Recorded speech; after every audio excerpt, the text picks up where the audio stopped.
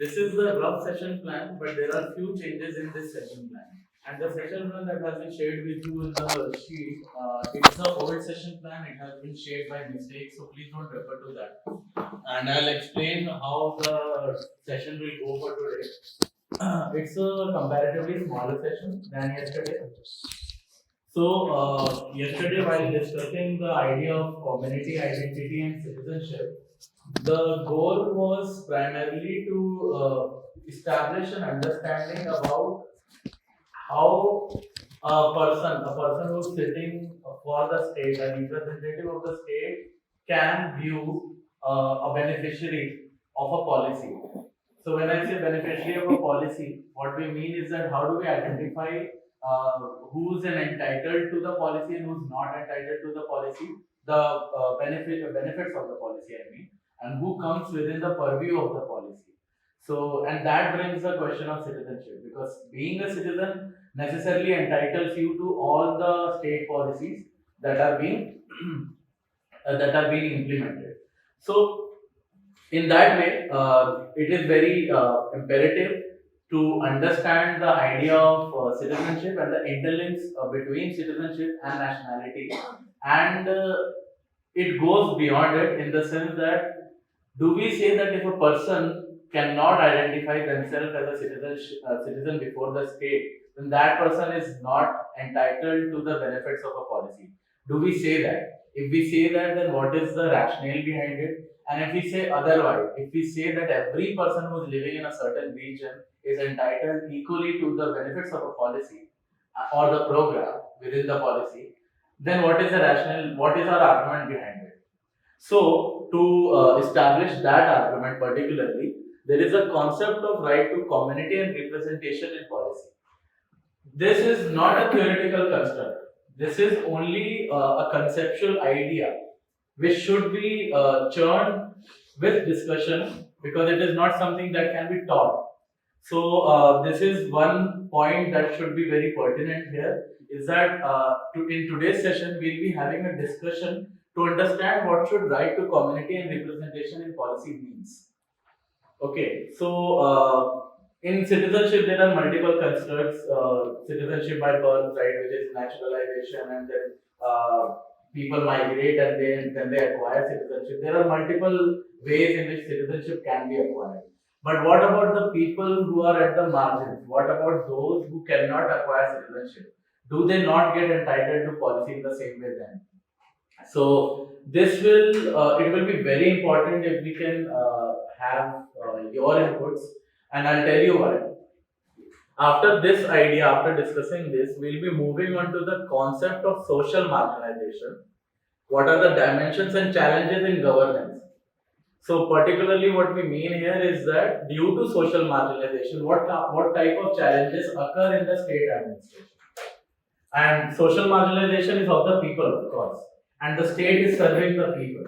So, what are the challenges which are accruing due to marginalization?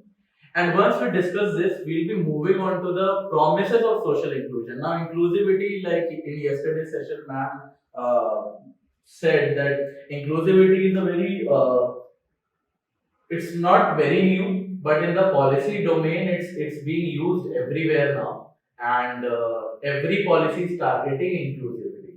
So, how do we bridge these two things?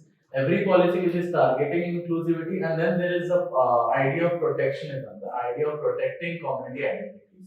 So, how do we create policies that respect diversity and at the same time that are inclusive in nature? So, these two sessions are, I mean, they look very theoretical in nature, but these cannot be lecture based at all, because the point is that theory can come from, I mean, the theoretical understanding can be taught, but it has to be situated in the real context, and the real context should be informed by, with your effort, with your participation. So it will be great that if we can get real life case studies and examples from your experiences working for the state. If you have experiences that can inform that how did you deal with a policy that was dealing with marginalized people, then we'll be able to sort of establish an understanding of the welfare architecture of the governance. Now, welfare architecture of the governance is borrowed from India's new rights agenda when judicial activism led to the accrual of rights for the people and led to this creation of the welfare state. Now, the integrities and the very complexities will be discussed later.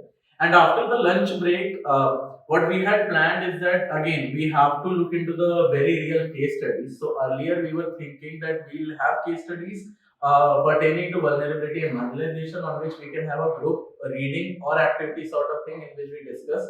And borrowing from this, we can create a policy framework addressing marginalization. So now these two.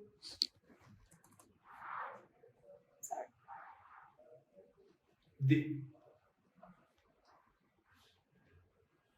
yeah, thank you.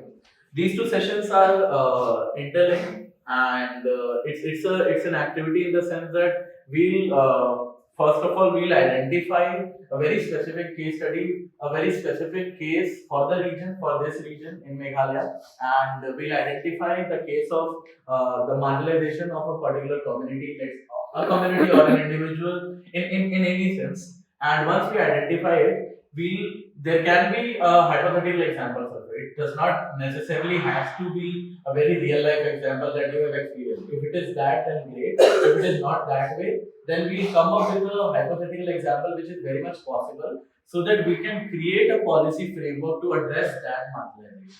And this policy framework creation will be in the form of a small policy brief that we'll be creating in groups that will recommend to the state administration that these are the solution or maybe potential solution which can address this problem. So this is the rough outlook of the session for today.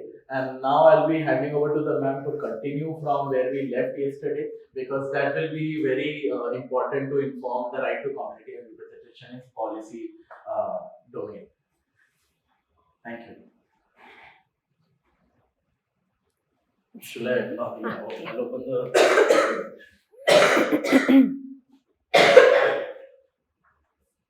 Yeah. Thank you, Ashwini. So there's before I begin, let me also share what I imagine of this session today, especially as Ashwini said that your participation will be very crucial especially for today. I mean, we had a plan yesterday also that we'll be having participatory sessions, but it could not be conducted that way because we had a lot to discuss. So, it just one after another we had just, had to discuss. So we could not have those sessions. So today we would request all of you to participate. I mean, it's something which has to be, very extraordinary. It is an ordinary everyday experiences that we can share within the larger context what we're talking about. For instance, today's lecture is mostly about, though I have just mentioned about the right to community and representation in the policy, it is not just that. It is also about the marginalization and how through different policies and different governance mechanisms we can address these questions. So these are very important and very crucial questions when it comes to designing a policy, and then when it comes to executing it, implement it at the local level. So I'll draw. So that's why I'll request you to participate, and then that will help us. So now to start with what we actually mean by community and then right to community. So this is something which is not defined in the Constitution of India, which is not in at any levels of policy, but it talks very indirectly of the and within the larger legal framework of the Constitution itself. So but first of all, before we move to that constitutional framework, let us understand what we mean by when we say community. What is community? So I mean, when we say community identity, so yesterday we had a lot of discussions on that, but then what is that identity, means? What is a community, first of all? Any reflection? Anything you think of, you can think of.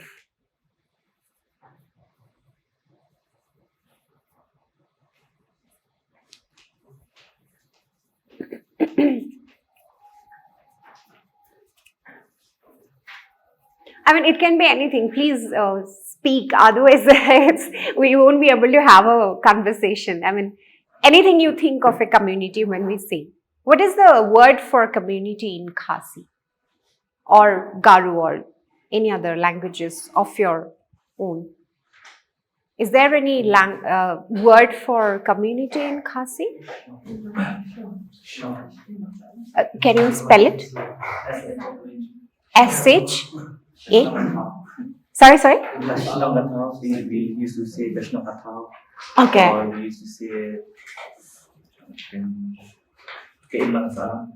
Salam. Doesn't it mean like society? Yeah, society is Salam. Vishnu. Vishnu would be coincidence, no? Slong. Shalom. Shalom. Also means like village or. Yeah. Village is a community, is not it? Spelling S-H-N-O-N-G. N-O-N-G. It's very difficult for us to spell. So this is the spelling, right? Sno. You this, say it. Huh? Say it. No. Yeah. Snow.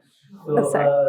so this is the nearest word for community, like you said, but you are saying that it can also be Village. village Or locality.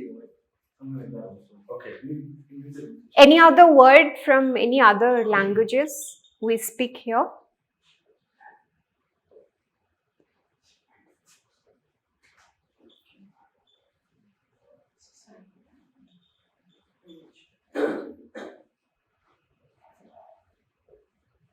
This has divergent meanings in itself.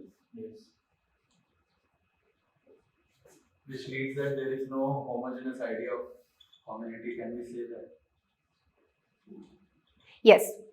But then there's another word that he mentioned, and you said that this mostly. Yes, so mentioned the word Imlan Salam. So I would associate it with the word society.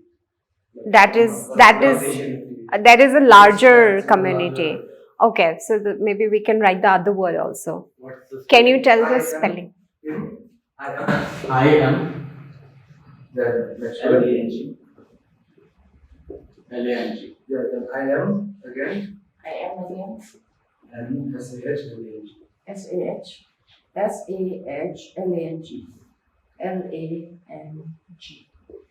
This is. So this is a Khasi word, and This is also Khasi word, but this is a broader. I mean, this refers to a broader society. In the Imlan Salam rather than Shna. Okay. Yeah. So when you say snog, I mean, pardon me, I can't pronounce it not very good at it. So when you say shnong, then what is the common imagination that comes to you? I mean, you are not a Khasi speaker, right? Yeah. So what is a word in your language for community? Yeah. Can you think of any word? Para.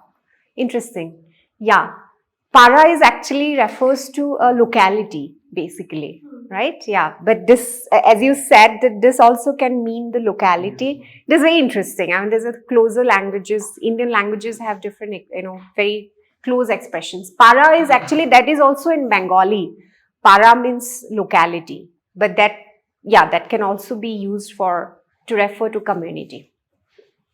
So when you say community or snong, then what is the general, I mean, the basic imagination that comes to your mind? People coming together, a group of people living with certain common ideas, common way of living. Yeah.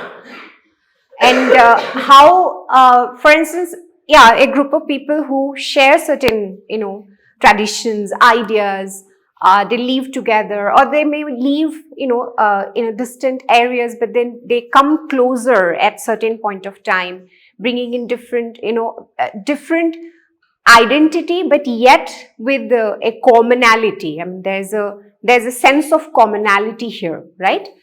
But then I'll give you a situation when, for instance, the one who are Christians and the one who did not, become Christians, but then they go to a church. When they go to a church, they have a different sense of community identity. But then when they just call themselves Khasi or Garu or Jayantiya, then that there's a different sense of community feeling here. I mean, when we say Khasi is not necessarily religion-based identity, right?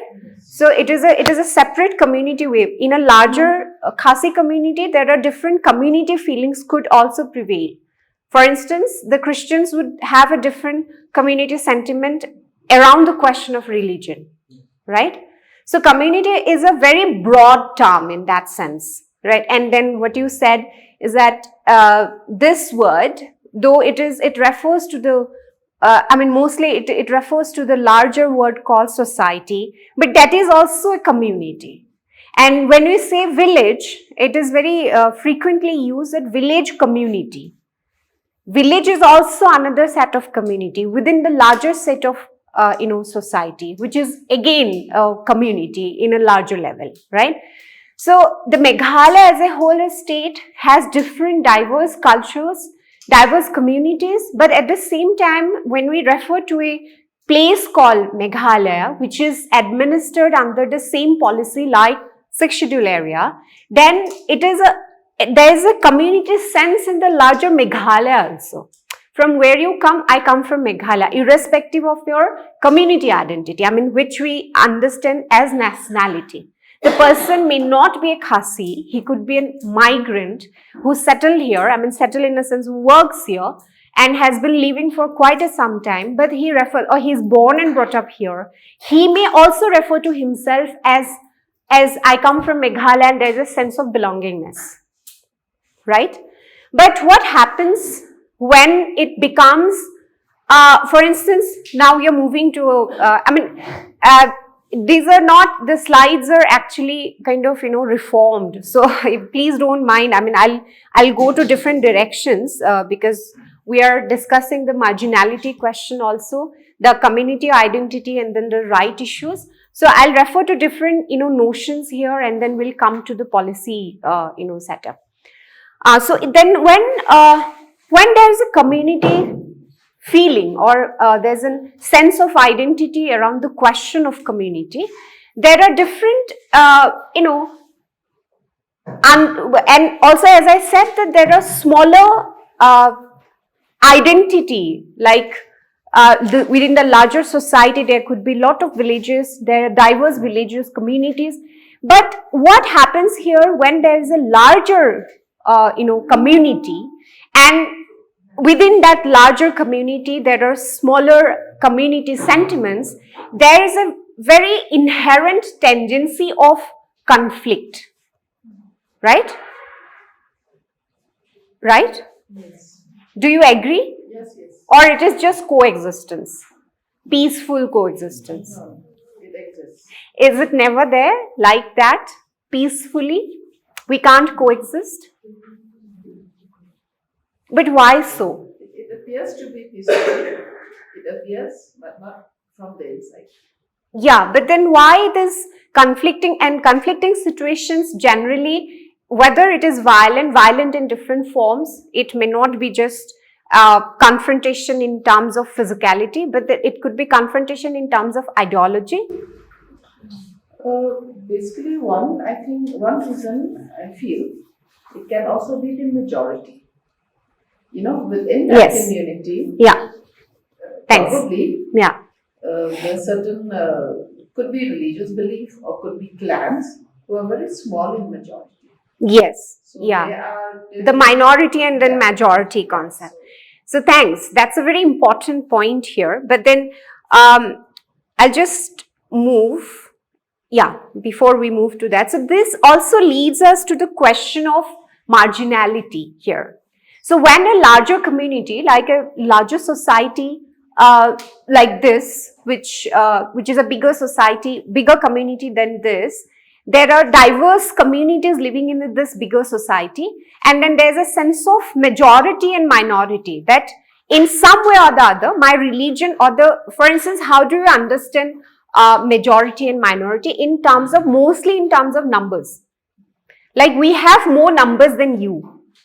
This church or this community hall has more membership, this club has more membership than the other. So we are the majority.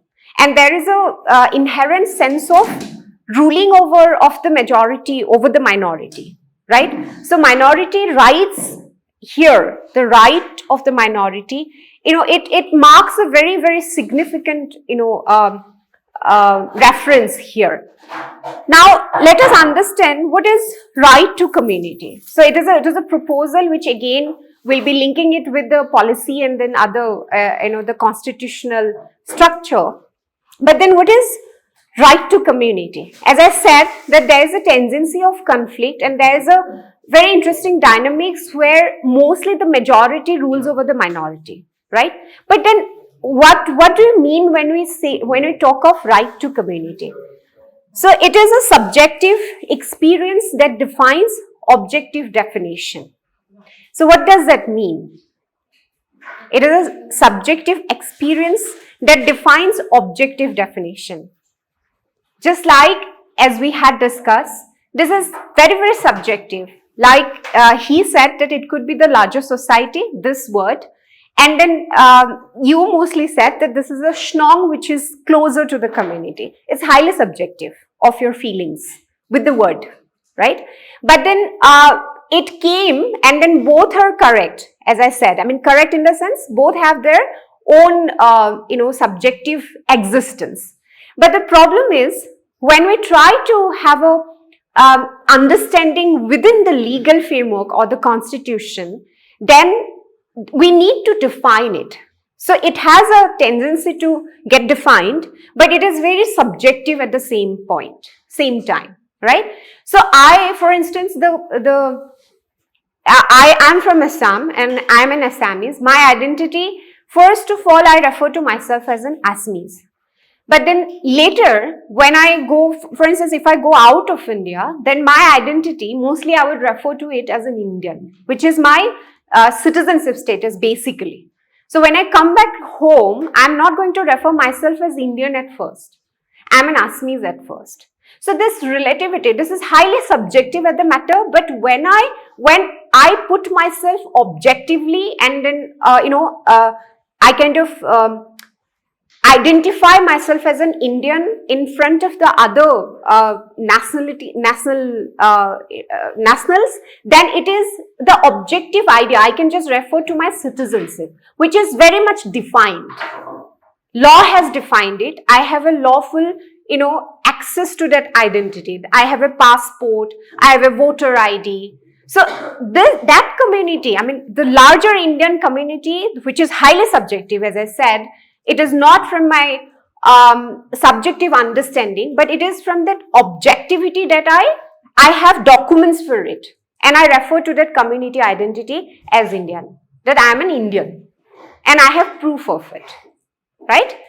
Now, when we had a discussion about the citizenship, and then the last question I floated, if you remember, was that why Assam needs the special protection? Or for instance, why Meghalaya under the 6th schedule needs that protection. And it has been questioned, and there's also a sense of injustice to the other reasons. That was the question we left last evening, right?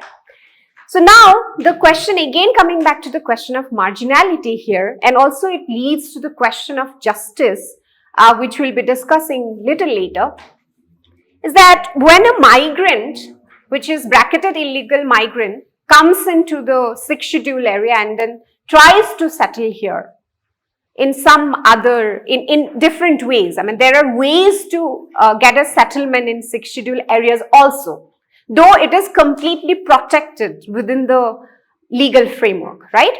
So then when a migrant settles here, in an illegal manner, which is illegal, and then but then he's an Indian citizen or she's an Indian citizen, but she has settled in a 6th schedule area, which is not actually allowed, which is illegal, highly. And then the person somehow manages to get into the policy, the government policy, interventions, and then get all the benefits from there also. He manages. So there's a lot of cases of fake voter ID, fake identity, etc., right? So the person comes in and settles, and then he or she is trying to get into the legal structure, which is doable. In that sense, but there is a sense of non-belongingness. And the locals, the quote-unquote locals who are protected, they will be not allowing the person to include, they will not include the person in their social sphere. He is always an outsider. And then the person, the locals, I'm giving you a situation, the locals are also seeing him as an outsider, as an illegal migrant who had illegally obtained all kind of necessary documents and then settled in the protected area. But he is never socially included. He cannot participate in the social functions, cannot have that imagination which you have, because he is also he doesn't speak or she doesn't speak the language, the local language. So there are different identification, there are different markers.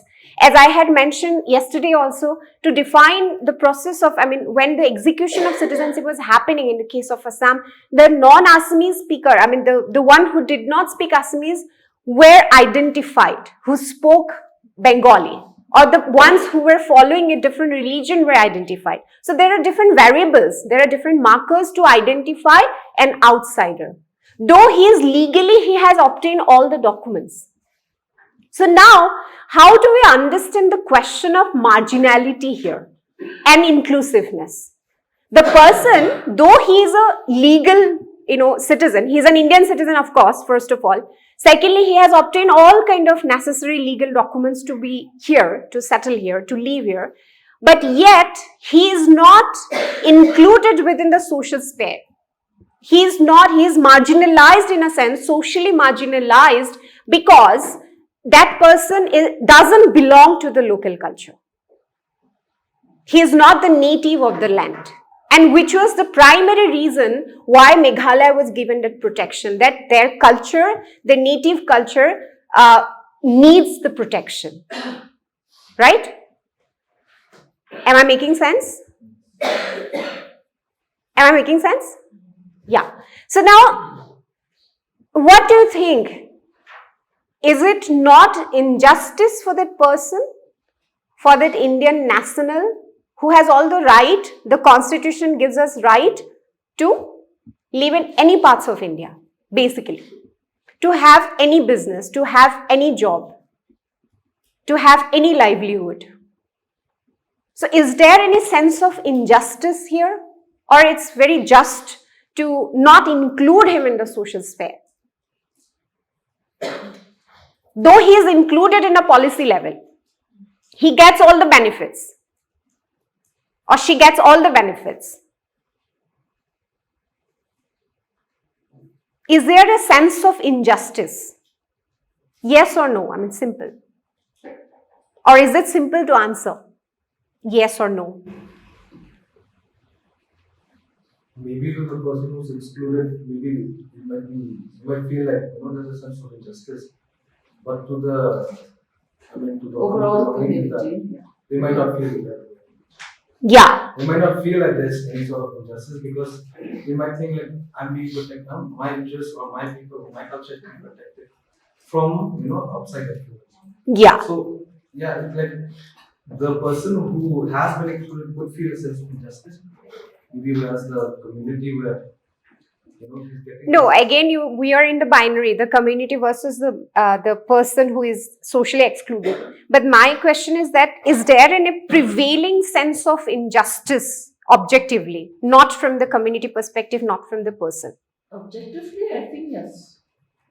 Yes. Can Yes. I try to situate this particular thing in a very real life example? The marginality Yeah. question, and also this inherent injustice idea.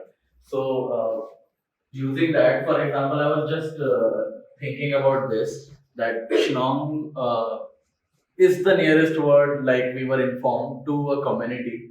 But like you said, that it is more, it's nearer to the idea of a locality. Use Interchangeably, yes. If I look at the English words, village, locality, or society, all these words carry a connotation of geography. Community does not carry the connotation of a geography. So, in a locality, you can immediately recognize that locality would mean what is geographically proximate to you. In community, you might not feel the same way.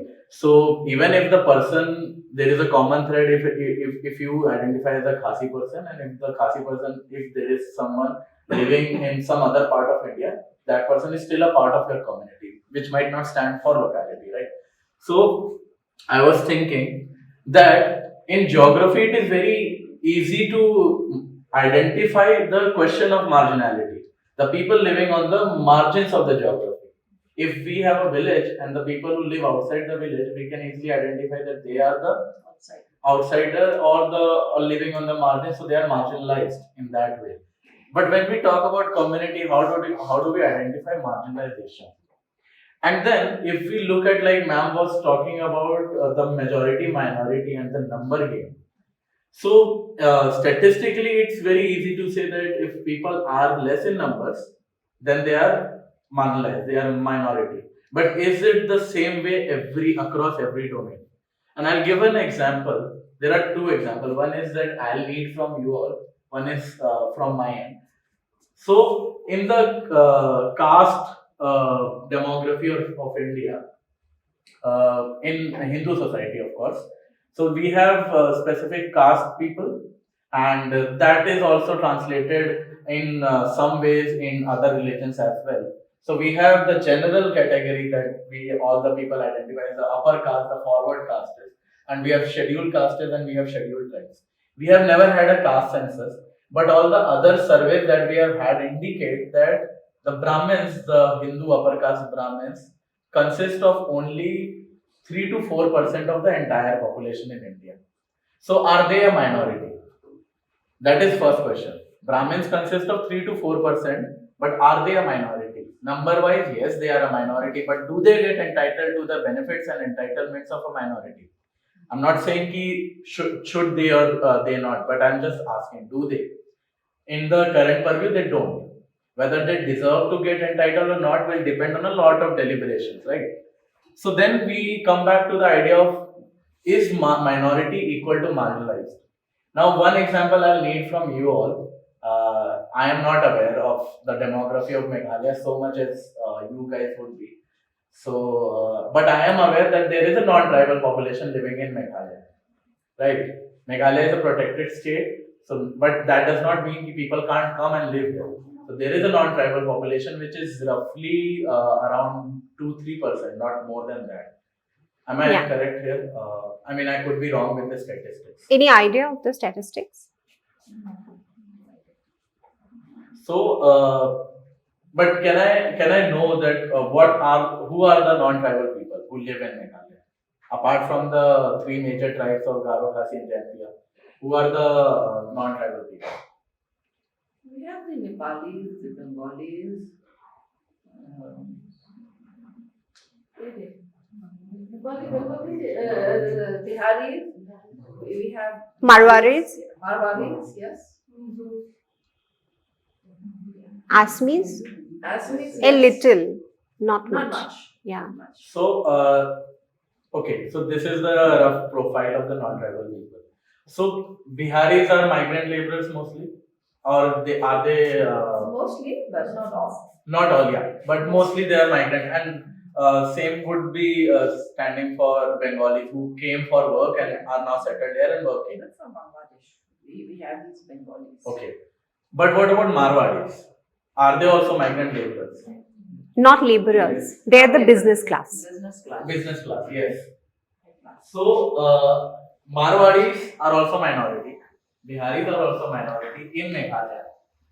But one is the business class, the other class is not the business class, which we can say that Marwadis are upper class. So, I am not very well versed with the law of it. I am all I know that they are not entitled to the same rights and protection as the people of the natives of Meghalaya. No, it's just a land protection. I mean, land right, they do not get. They They don't can't get buy land. land here. But otherwise, within the policy purview, they come. Right? Yeah, they do. They do. So can we call this minority? Can we call them marginalized? So I'm just trying to interlink a real life example to identify who is a marginalized community person in a community. How do we identify marginalization? Yeah. And once And we just identify- like the Brahmin, I mean, what he said, in a larger caste census in India, Brahmins are actually minority.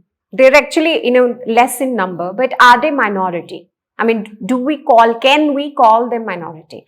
And then in the same sense, these migrants who settle in 6 scheduled areas or protected areas and who have control over economy, I mean, they do run good business and they have certain, stakeholders and they have all the access to the policy. So are they minority? But they're minority in numbers for sure. In numbers only. Yeah, but then how do we define the minority? Community. Yes, minority majority question. Ashwini, we need to. So that is the first question for the. And also, the question of marginalization. Aren't they marginalized and they're socially excluded?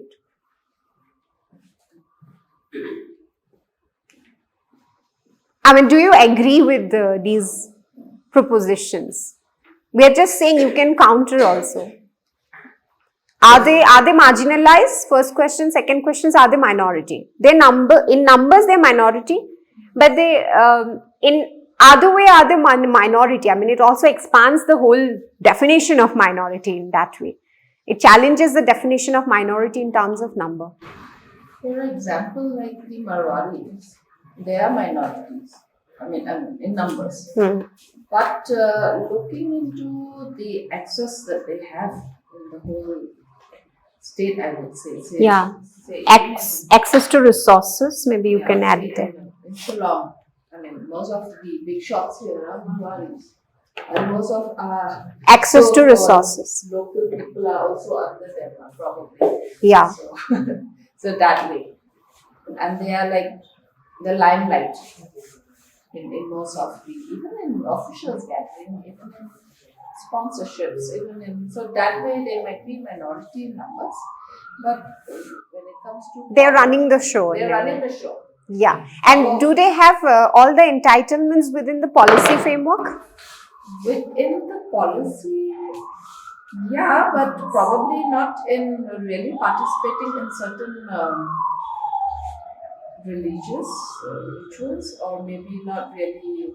Supposing if they have some religion, whatever they have, but it is not in a big way, because again they do feel minority, so they don't really show that. I'll give you a situation. Like for instance, if a businessman who is not indigenous, native to the place, who wants to establish a resort, then how it is done? So most of the resorts are actually owned by non-Khasi people. I mean, not non-indigenous people, right? Most of the hotels, restaurants. It is taken in the lease, but they are not allowed to get lease also, right? Administrative areas, they can own land, so that's the difference with the land tenure system in Meghalaya. Is divided. Yes. Yeah. So no, but they can't own land in administrative areas as well. They can get the lease, right? They can own. Okay. Before 1970, those are like quite.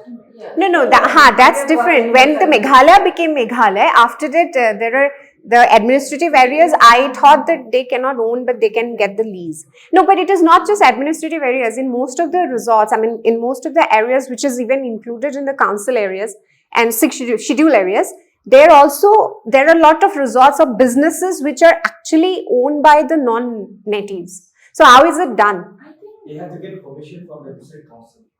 need to get MSc? No. One How is it done? I'll tell you. I have an example. I have a friend That who. also is there. Yeah, no. I have a friend who is of course non-native and then who owns a resort. And how is it done? I'll tell you. It's done like he has a lot of friends from Khasi community. So the land, everything, all the business actually is in his name, in his friend's Benami, name. that's what. So Benami. So it's Benami. illegal actually. It's But illegal. then they run the business. Yeah. Most of the business they run here. And same with this mining, the coal mining. What we had is like it is owned by the clan, but then finally you mentioned about the Bangladeshi migrant, laborer, wage laborer. So who come for the wage thing? I mean, they're the one who actually are doing the mining. So they would go, but then it is owned by the land is owned by the clan. Yes. But it is given in the, the land is as it is, but then the mining business is in the name of the others who do not belong to the land. So they manage to lease out. So there are a lot of illegal ways of getting into the policy, structure, right? So, but in that sense, you just removed it. Okay. Anyways, in that sense, how can you understand the whole question of marginalization? There are other ways of addressing the whole question of marginalization. We'll come into that later. But then now let us also reframe the question about justice and injustice. Like I asked that there's a sense the person who is not socially excluded, an outsider, there's a inherent sense of injustice, right? But here, when we have altered the entire situation, it is done illegally, there's a sense of exploitation here, then is it injustice to socially exclude him or her? There's a sense of justice in a part of the community that it's all right, he or she has been exploiting us since ages. So we can, he's or she is not going to be a part of our society anyway. This much we can do. So there's a sense of justice there, right? But then how the policy and the government policies address these issues?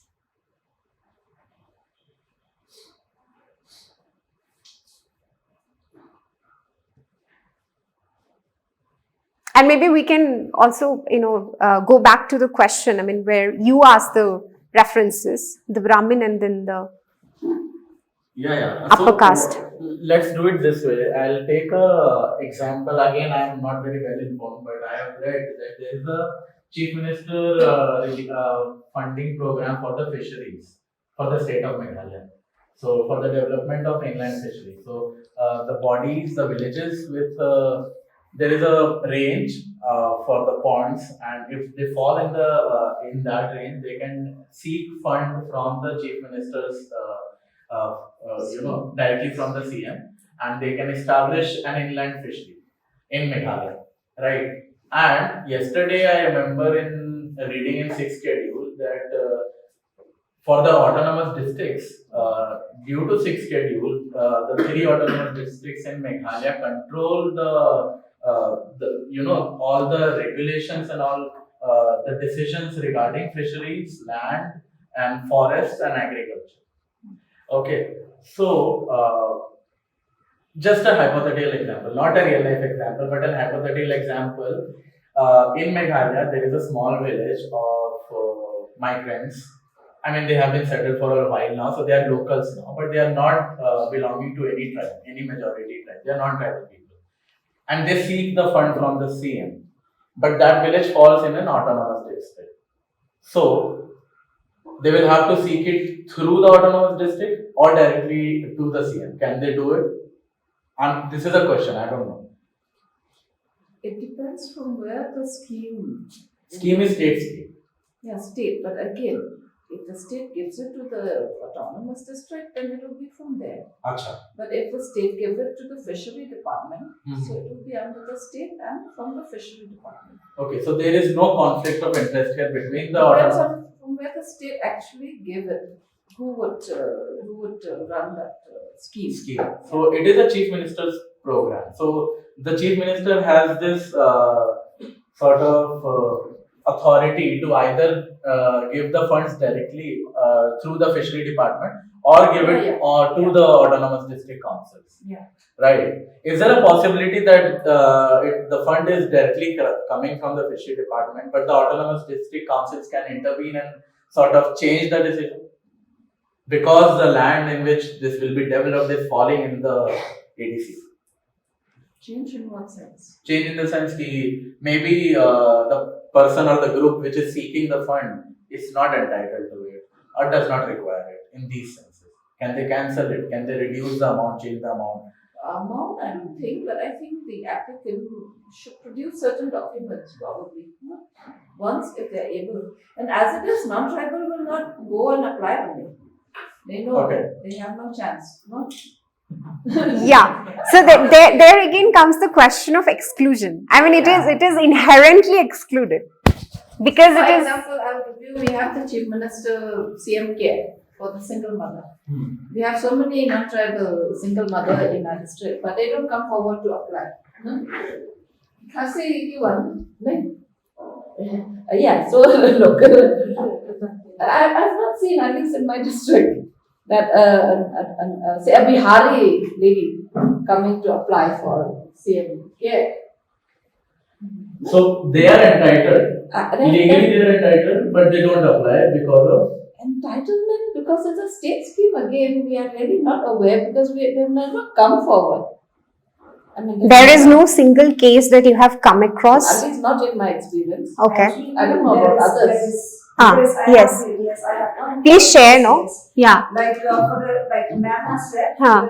CM care. Yeah. So in our block, housing blocks, there is a Nepali lady who applied for this scheme and she got, because she got the all the documents of the localities, because she has been staying in the locality for I don't know since when.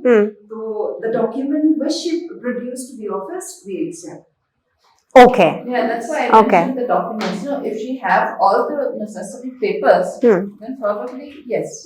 So from the law perspective, like you say, they are entitled. Just they have to produce the necessary documents to prove their case. From the SHNOM, from the local Darbar, from all that. Yeah, but you also mentioned that you have not come across a case in which this happened.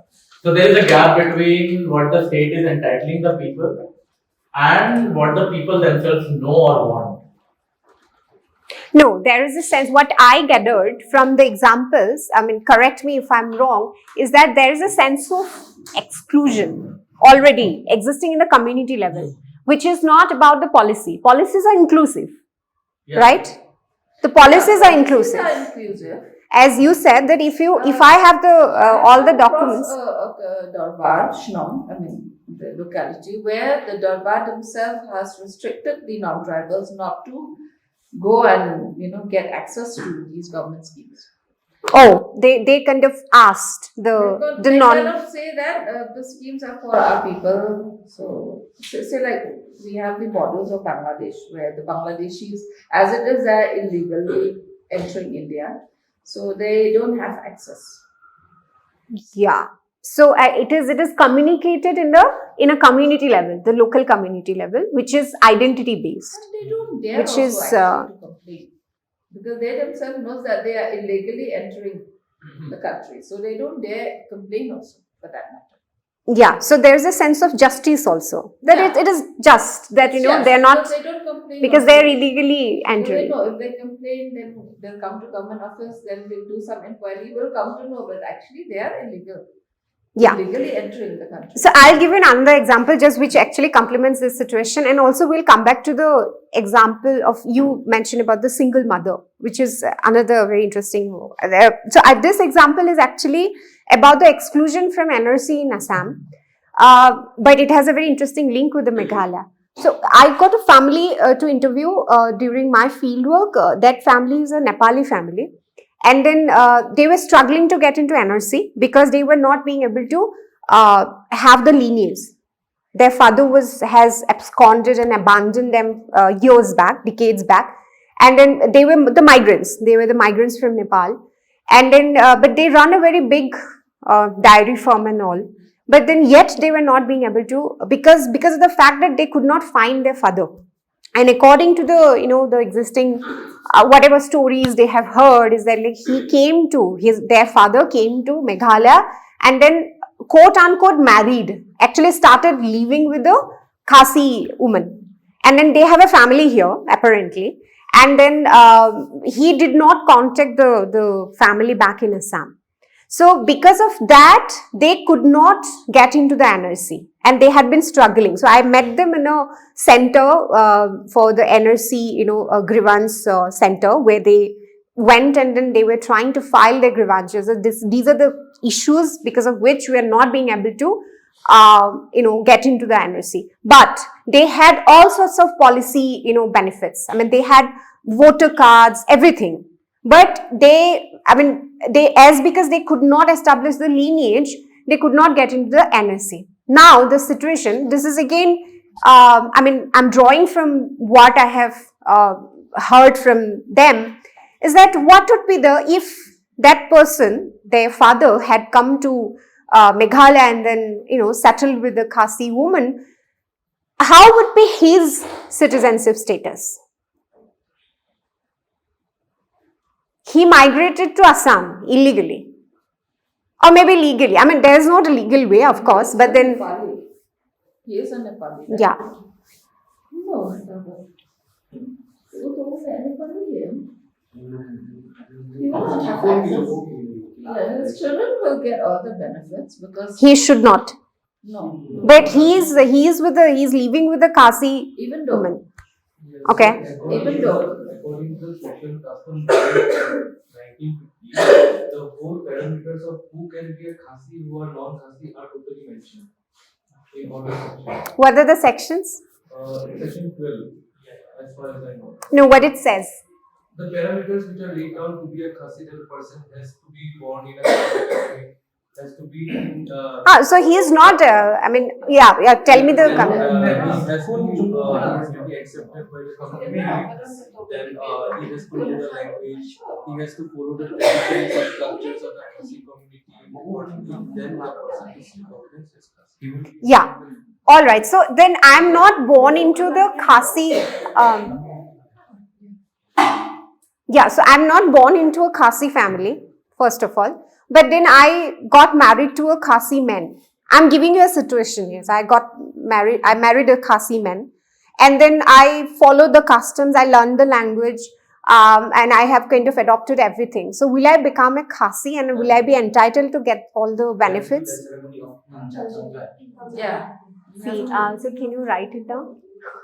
What is the word for it? This situation is exactly in the homestay where he stayed, no, my uncle. He Yeah. married a non-tribal. Okay. But then I have to get married following the customs, right? So I become Khasi then. But a man, a non-tribal man, cannot become Khasi at any point of time. No, Okay. not a man. Thanks. But this content again is a long process. Yes. So how is it? It's conducted by the district council, so you have to get NOC from the flag, and you have to get you have to find a new surname. A new surname will be about, because if I'm not safe, then I have to, maybe I can give Khan not safe, or just safe also we can. Yeah. So now tell me, is it not injustice to have separate rules for instance, a woman can become Khasi by following certain rules and traditions, some customs, performing some customs according to the community, but then a man can never be a Khasi at any circumstances. This is a matrilineal society, right? You do it in the caste also. No, I'm asking, is not it, this is justice. Because Yeah. you see, if you met, if a man is from the ST community and a general caste woman marries a ST community guy, her children will get this. She is not getting the benefit, right? Same here, the man is non-tribal, so he is not getting the benefit. His children might get the benefit because they are from the matrilineal. It's not injustice. You see just a parallel opposite example in other things. Yes, right. So, no, let us... it's very interesting that you gave that example. Yes, you are right that the benefits will be, and the children will be entitled to the benefits of the category that the father belongs to in a patriarchal society. At the same time, when the woman marries a man from the marginalized caste, the caste status changes in the society. So yes, on one hand, your children are getting entitled to the benefits, the so-called benefits that are provided by the state, but at the same time, they are getting also exposed to all the lack of social capital which comes from the status of being an ST. No. The example, what she said, the sense of justice is because she mentioned about the matrilineal and patrilineal, because that is a patriarchal society, caste society.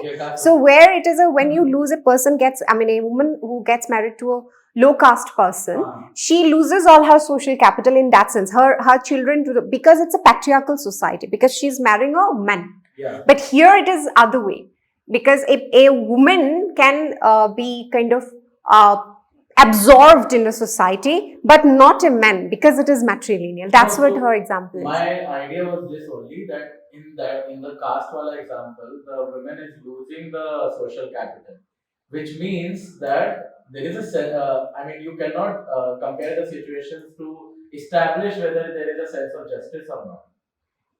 I mean, these two examples are not the same in that sense. In matrilineal society, there is no there is a transfer of social capital, but there is no abandonment of social capital, or let's say I'm I'm not able to come across a very right word for this, but it's not a loss of social capital. In a matrilineal society, in patriarchal society, there is a loss of social capital. No, then I'll argue it differently. Even thanks for bringing it up. I was just coming back to this. Then, according to the right to community, which again brings us back to the constitutional framework of right, which is a fundamental right, right? So the notion of justice, which you have mentioned, from the sense of the lens of the community and then the custom. But when we talk about community rights, and which also are safeguarded by the Constitution of India, it says that the right to its own identity, which is my community identity. I'm Bihari. I'll always be Bihari.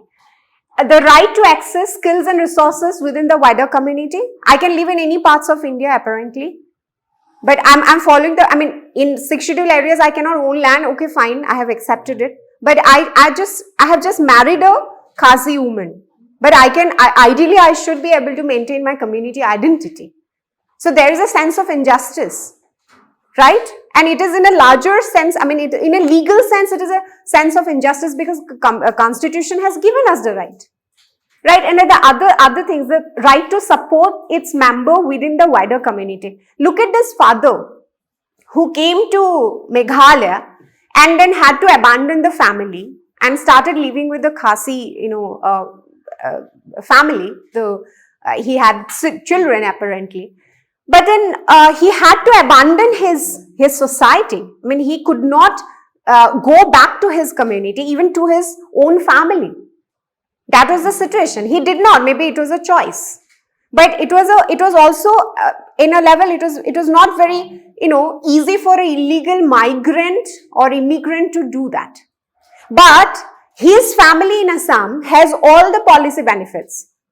So they're technically, legally, they're the citizen of India. But now they're not getting into the NRC. This is quite a complex situation. Right? And also the Nepalis who actually migrated to India, they were ensured citizenship.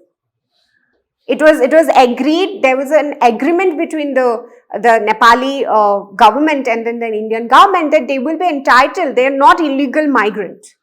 Unlike the East Pakistani immigrants who entered India illegally after partition. So is not it there's an inherent sense of injustice there also? Am I right? Correct me if I'm not right.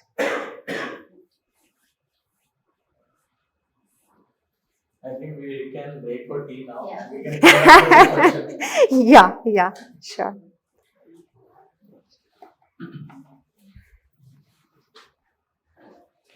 It's 11:42. We can come back at 12.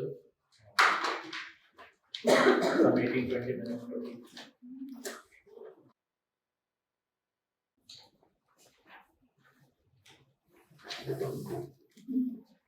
Okay, so to just reorient the session back to where we left and the inherent question of injustice, I'll bring in the exam question that I earlier put about. Ma'am rightly said that the marginality is mostly defined by the access to resources, not so much in numbers.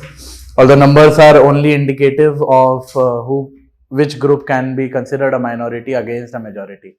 Now, so the question was, like I said that most of the surveys indicate that the Brahmin population is 3 to 4%, and then Brahmin is one of the oppressor upper caste people.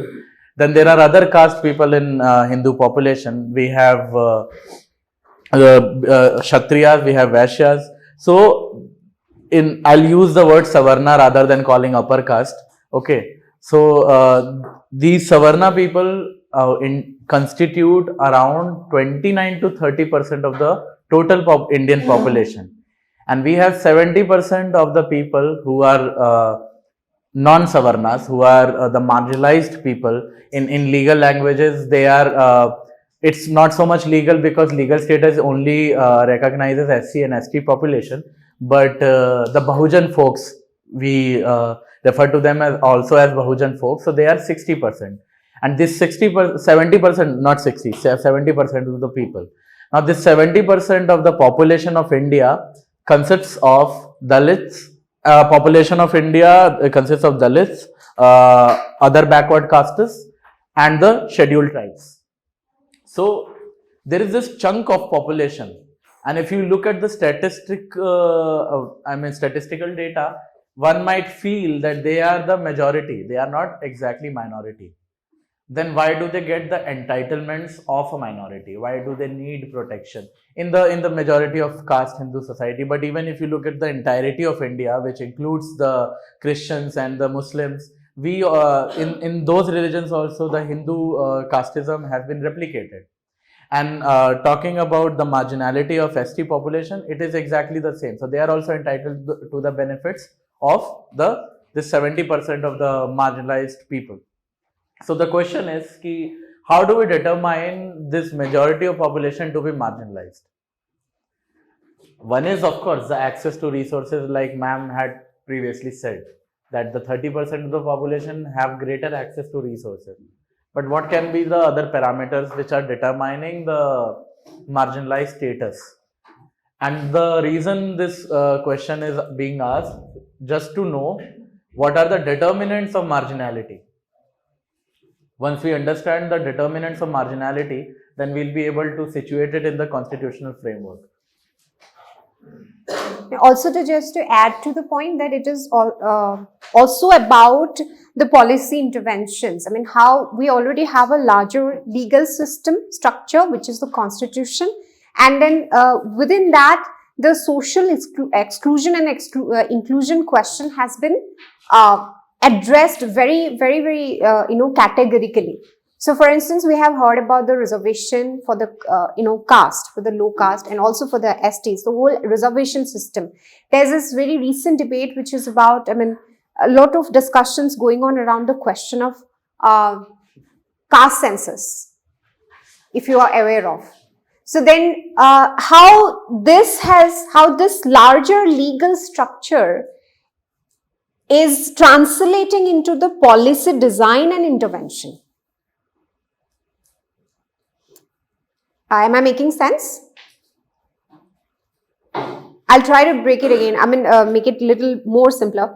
It's like, we have in the path of the evolution, for instance, it is in 1950 when we accepted the constitution. That was a situation of that 1950s, right? After 1950s, now 75 years we have completed. Now it's a constantly evolving, process. There are a lot of amendments in the laws. There are a lot of constitutional amendments which are happening. There are new challenges which are coming up. For instance, the question of marginality is now, it is not just in the level of, there are a lot of dimensions. For instance, when it comes to the differently abled people, there is a question of inclusion in the policy level, right? And there is also different, evolving perspective about it. That initially they were referred as handicapped, and which is not even a word which is now can be used anymore, right? So now there's a sense of, and also the whole perspective of handicap or differently abled is completely changed. And how the healthcare systems are addressing these issues at a policy level, how they're going towards an inclusive, policies, and then including the people, the persons in the margin from various aspects. It is not necessarily has to be social exclusion. And also in a very different level, it is a social exclusion only. So now how this whole question of inclusion is addressed in a policy level, with the evolving nature of the governance, the state, the policies, right? So that also helps us to understand, for instance, that reservation system is not just for the STs and SCs.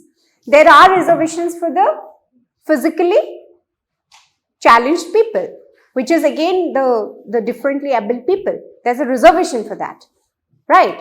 So then how we are evolving with these questions of marginality, inclusiveness, exclusion, and then how the state is, differently addressing these questions, how the perceptions are changing over the period of time. And you can also reflect from your own experiences how maybe any policy which you are handling, which talks of these larger issues, exclusion and inclusion, marginality. Can we try to sort of understand why inclusion is important in policy? Yes. And I'll give a very hypothetical question as an example. I'll use in public health, we have the supply side, which consists of doctors and the medical practitioners, nurses, and other people, the hospital staff. And on the demand side, we have the patients who require medical care, right? So I'll just use this hypothetical example that, let's say in Meghalaya, a central hospital is constructed by the central government for the people, and also this hospital is also a university of sorts for college of sorts for the medical students. So it serves as both. So because it is central, the central policy of reservations applied to the college, and the students who are coming to study medical, MBBS and other courses, there is reservations, right? And that is there. But this is a Meghalaya hospital. It's not a central hospital in the sense, it's not an AIMS. It's funded by center, but it's a Meghalaya hospital, right? And then there is the hospital side of it where patients come and get the medical care. Now, my question is, we can have reservation in the college for the medical students who are coming. The reservation will be exactly like it is currently across India. 49 something is for the general category, and the rest 51%, 50% is reserved for the SC, ST populations and OBC population. So this is the reservation structure, and also the 10% now the EWS category.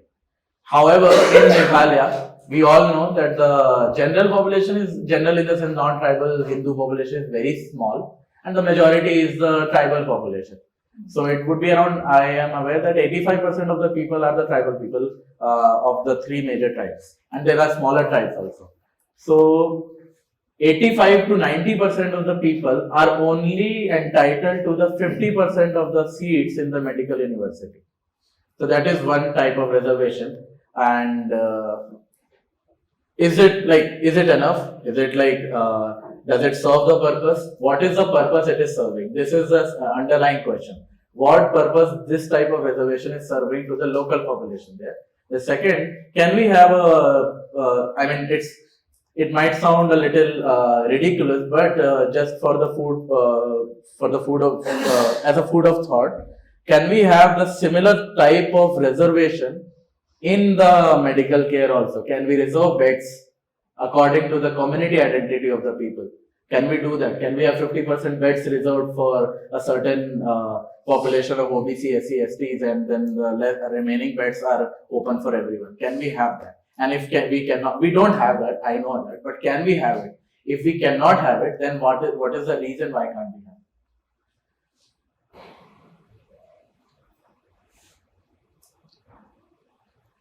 I mean, it's very evident that if I talk about the medical college, there is no question, we can have the reservation there. But why can't we have it in the hospital beds?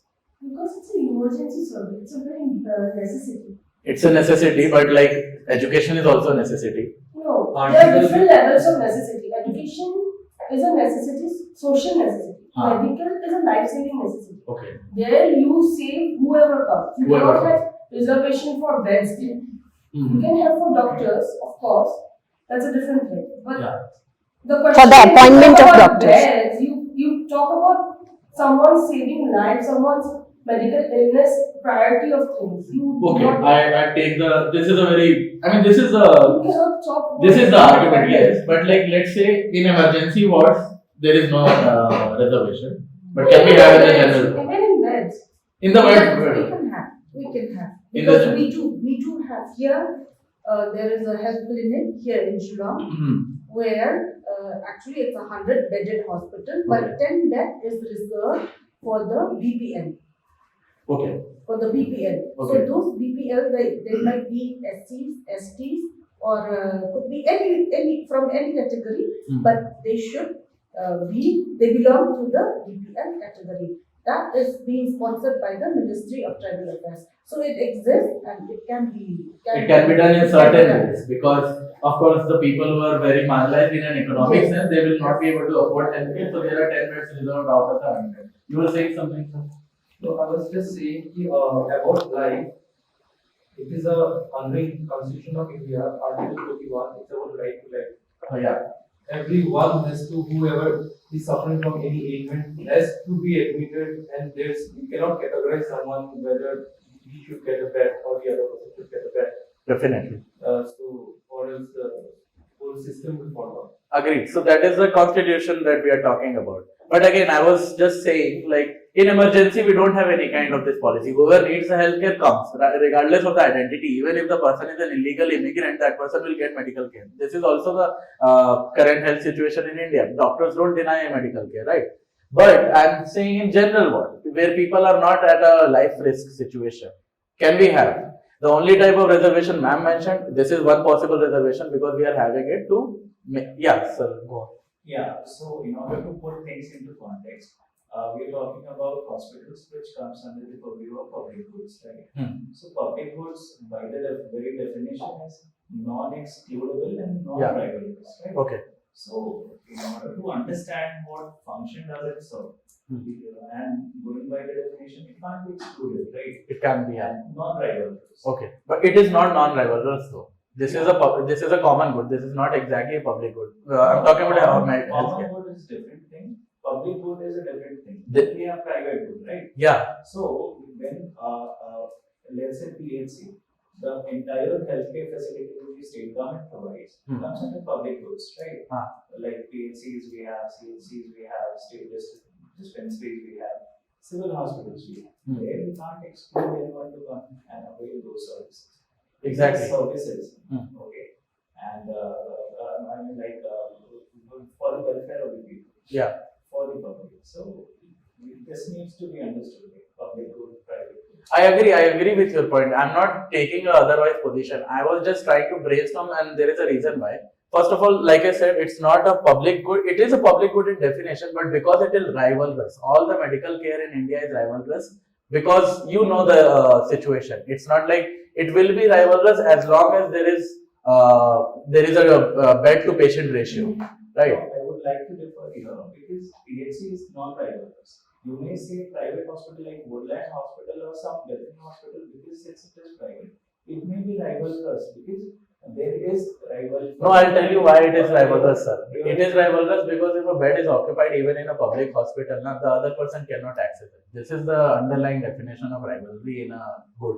No, sir. If you are saying a bed is occupied, Yeah. I'll give you, forget the contextual words, let's go to a very practical example. You have 100 beds, 10 beds you have set aside, meaning those 10 beds are completely not in use. But out of the 90 beds, suppose emergency services, they have come. Emergency services, you come from minor to major wards. Major wards you put in ICU and the patient is recovering. You have to transfer the patient from ICU to general ward. Yeah. The hospital cannot say that no, in general ward 50% is we have put it for other people, so we will not transfer. Yeah. So the continuity of care is there. You cannot say that this is not happening, but you can put aside 10 beds and say that we are not going to use that beds at all unless someone from that category of person comes in. That can be done. Yeah. But you are using 100 beds and you are saying that 50 beds will keep on like that and will not allow patients from ICU or from the emergency to come, from the surgery to come and put in this bed. Yeah. The continuity of care is there, which again will come under Article 21. So we have Article 21, we have the need for the continuity of care. We have established all the reasons why the reservation cannot apply to the demand side of the healthcare, but it can easily be applied to the supply side. We can have appointment of doctors, we can have students. See, in demand side also you can have, just as ma'am said, 10 beds you can set aside. You can set aside and you say that this bed we are not going to use it at all unless someone from the BPL or someone from there. Let's say you can sit 10 beds aside for pregnant women. And say that this is one class. I'm not going to the caste-based system, I'm putting for someone who's got 10 beds aside for people who are in the, who has some kind of disability. Yeah. You can say that and say that this beds we are not going to use at all. That can be done. So great. So we have established all the reasons why we can't have reservations in the demand side, and when we are having, let's say for pregnant women or BPL people or the disabled people, when we are having it, it is needs based. So the reason we can't have demand side, the reservation in demand side is because healthcare as a demand is needs based. So the marginality in healthcare is coming out of a need. Like today I need to access healthcare, that's why I'm demanding it. And I'm becoming marginal relatively in that situation compared to the other people around me, other population. It does not matter whether I am a Brahmin or a marginalized caste person, whether I am a tribal person, or how rich or poor I am, right?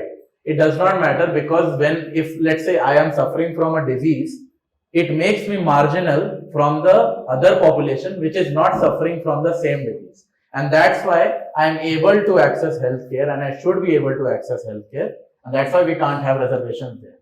So we have a context specific marginality, right?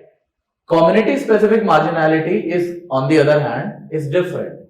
So this is well established that why can't we have reservation, and when we have, then how do we have it? Let's say 10 beds for BPL or 10 beds for pregnant women. But in the seating, in the appointment of doctors or the medical college seats, we have reservations. That is based on community identity. We all can agree to that. So what is the underlying need for that type of reservation? What is the marginality? Here we have needs-based marginality, but in this situation, what is the type of marginality due to which we need reservations?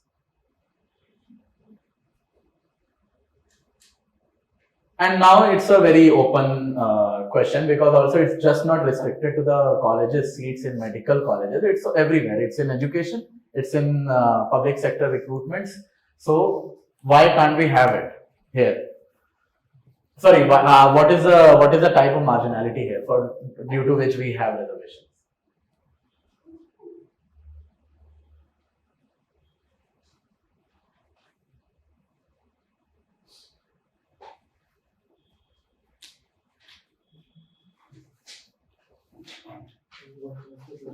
Question is ki in the supply side of things, in the education or the appointment of doctors in a certain public sector unit or any other public sector employment scheme, we have reservations. So why can we have reservations here? What is the need to have reservations here? What is the type of marginality which is guiding the principle of reservations?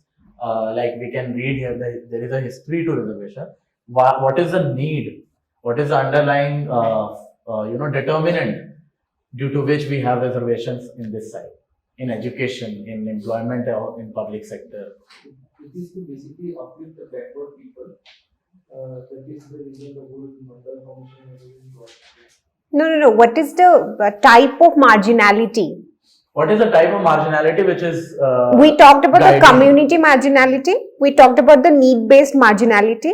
Now, what is the need for this employment regarding whole entire reservation system, which is very much defined in the constitutions? What kind of marginality we can think of? Social and resource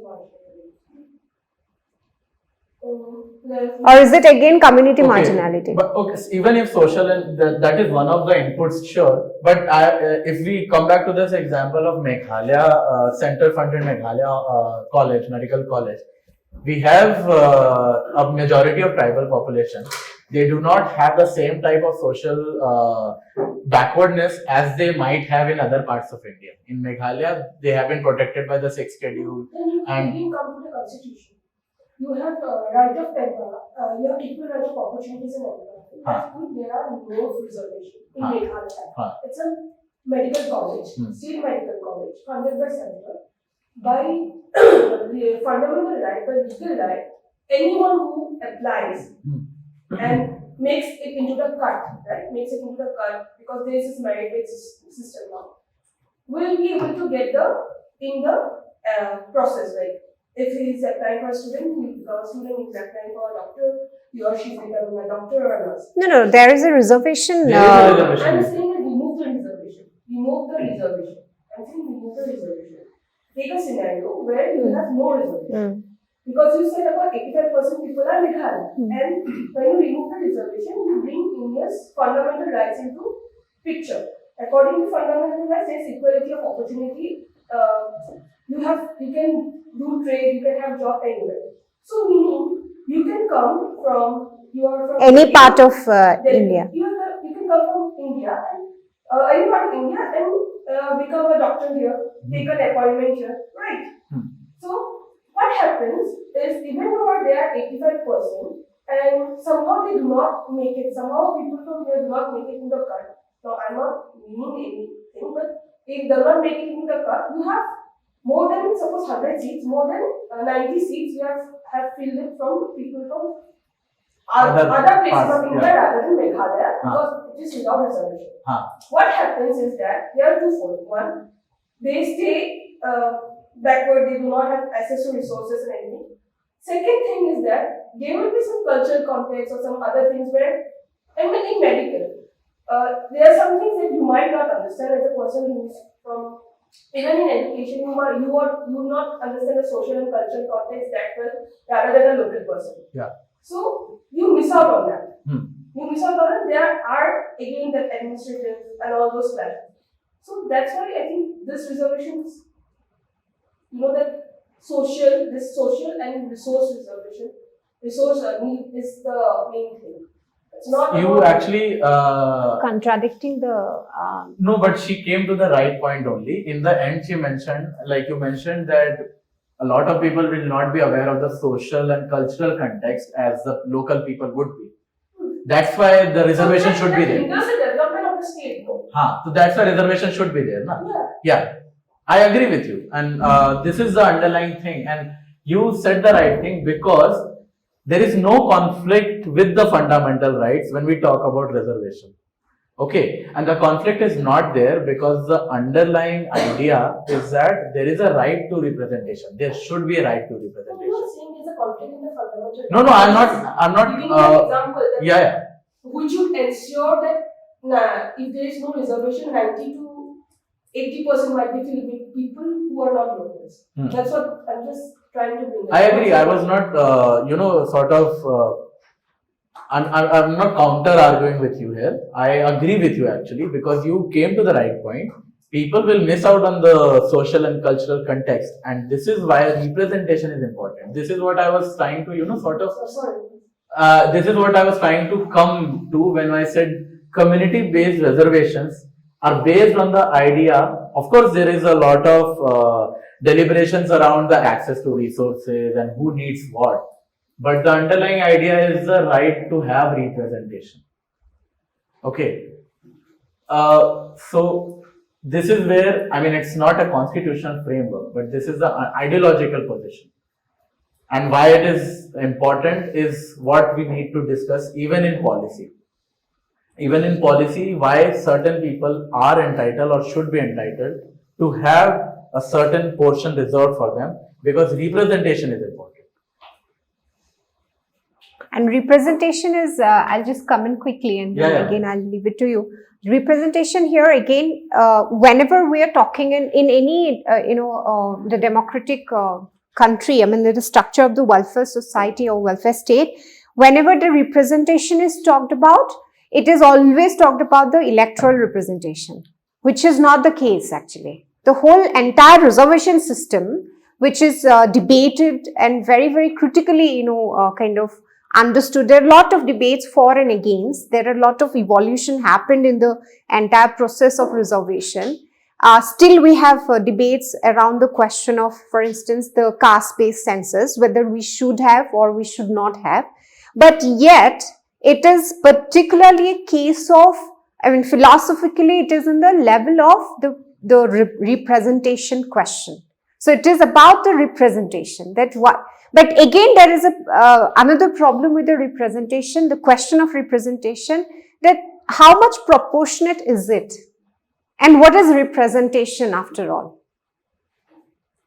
Right. So it is again, two-edged sword, which would just, have, like, for instance, 100 people, can one person represent 100 people? Though it is the same community. 2 Khasi people can represent the entire community. Randomly I'm saying that what is the proportion of the representation? That is another dynamics. That's another way, another politics engage in this whole question of representation. But representation is mainly talked of in the electoral politics. For instance, again, it leads us to the another very relevant debate of the time is the Women's Reservation Bill. And that is again has connection with the community, the question of the community. Women Reservation Bill, which was recently passed, I'm sure all of you are aware of, which is again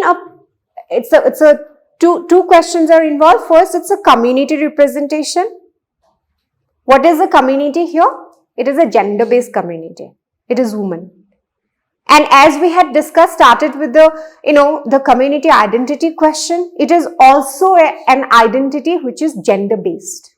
As I had said, in a case of marginalization, there are different ways of understanding marginality, because it is not just a social exclusion and inclusion on the basis of community identity, nationality, ethnicity, etc., but it could be on the basis of your physicality. For instance, we talked about the differently able people, right? Like that, the community is also, it is about the shared experiences, as we had said that this is highly subjective. So, women as a whole in India, irrespective of the community, I mean, the nationality, religion, women as a whole is a community who has a certain shared experiences. And who is historically, there are historic reason to it. That why you had reservation, of course, it is mostly because of the caste system, exploitation on the basis of the community identity first. Second, it's a question of representation. Third, it is a question of historically shared experiences of exploitation.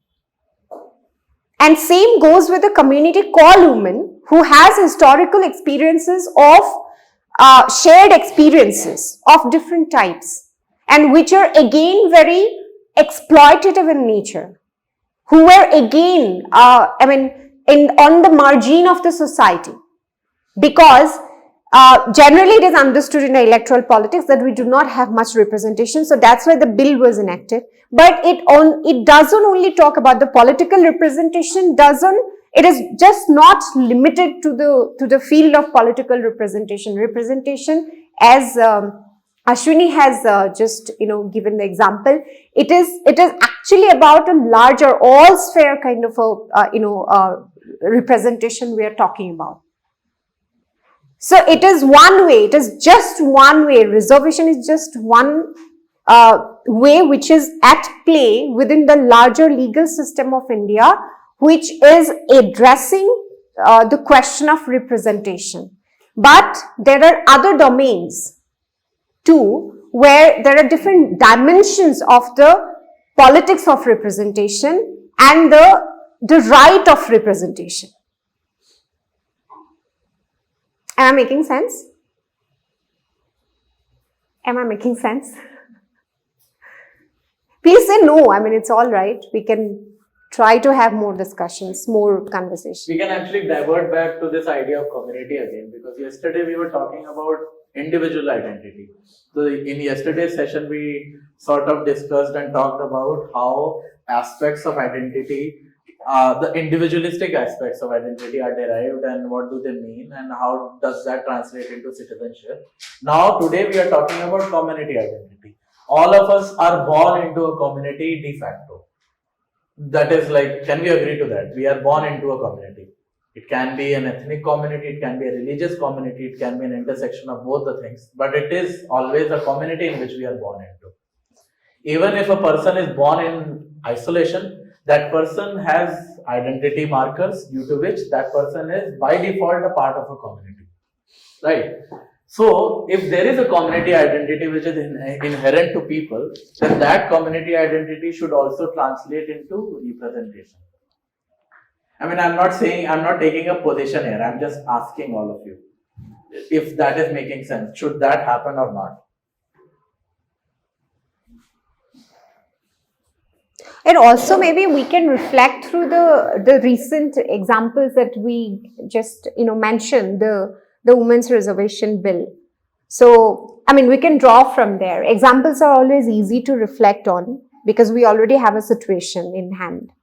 So, how do you think of the recent bill, the Women's Reservation Bill? It could be your personal opinion. We can talk about the examples of representation, like one is Women's Reservation Bill, but there are other examples also. One is very famous example, but I want to hear from the cohort. Some policy in which, or some policy, some act, some law, due to which representation was ensured to a certain community.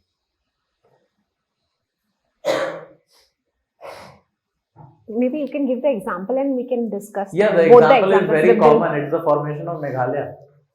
Or before that, the sixth schedule itself. The sixth schedule is about the autonomy, is about representation. Of course, we discussed about the idea of people growing in their own way because their culture differs from the culture of the majority of the land.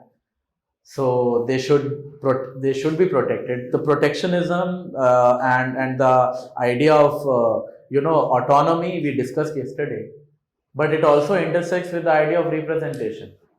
The argument in the Constituent Assembly debate, which JJM Nichols Roy put for the hill tribes to have autonomy, why do they need autonomy? I mean, that is I'm asking. Why do they need autonomy? Why does any community needs autonomy?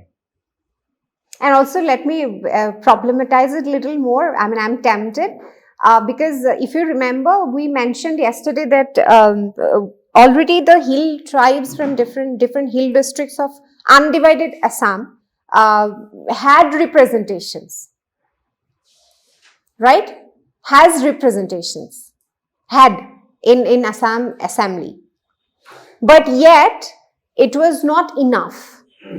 So there was a politics of representation there, and there was a feeling that it was not representing the communities, the hill communities in undivided Assam. So that's why we need a separate state. That was the call.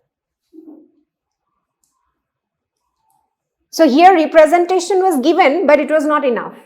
Separate state of Meghalaya? No, in undivided Assam, the representation from the hill districts was there. There were representatives from the hill districts, but it was not enough. So it was not actually representing the voice of the community, of the hill communities. So that's why there was a call for separate state. So sometimes, even though representations are given, it is not enough. I mean, there's a sense of imbalance. There's a sense of disproportionate representation. So there comes the whole problem of representation. Another dimension of the problems of representation. In name, we have representation, but actually we do not have. So we need a different alternate situation, alternate structure, and we demand for a separate state.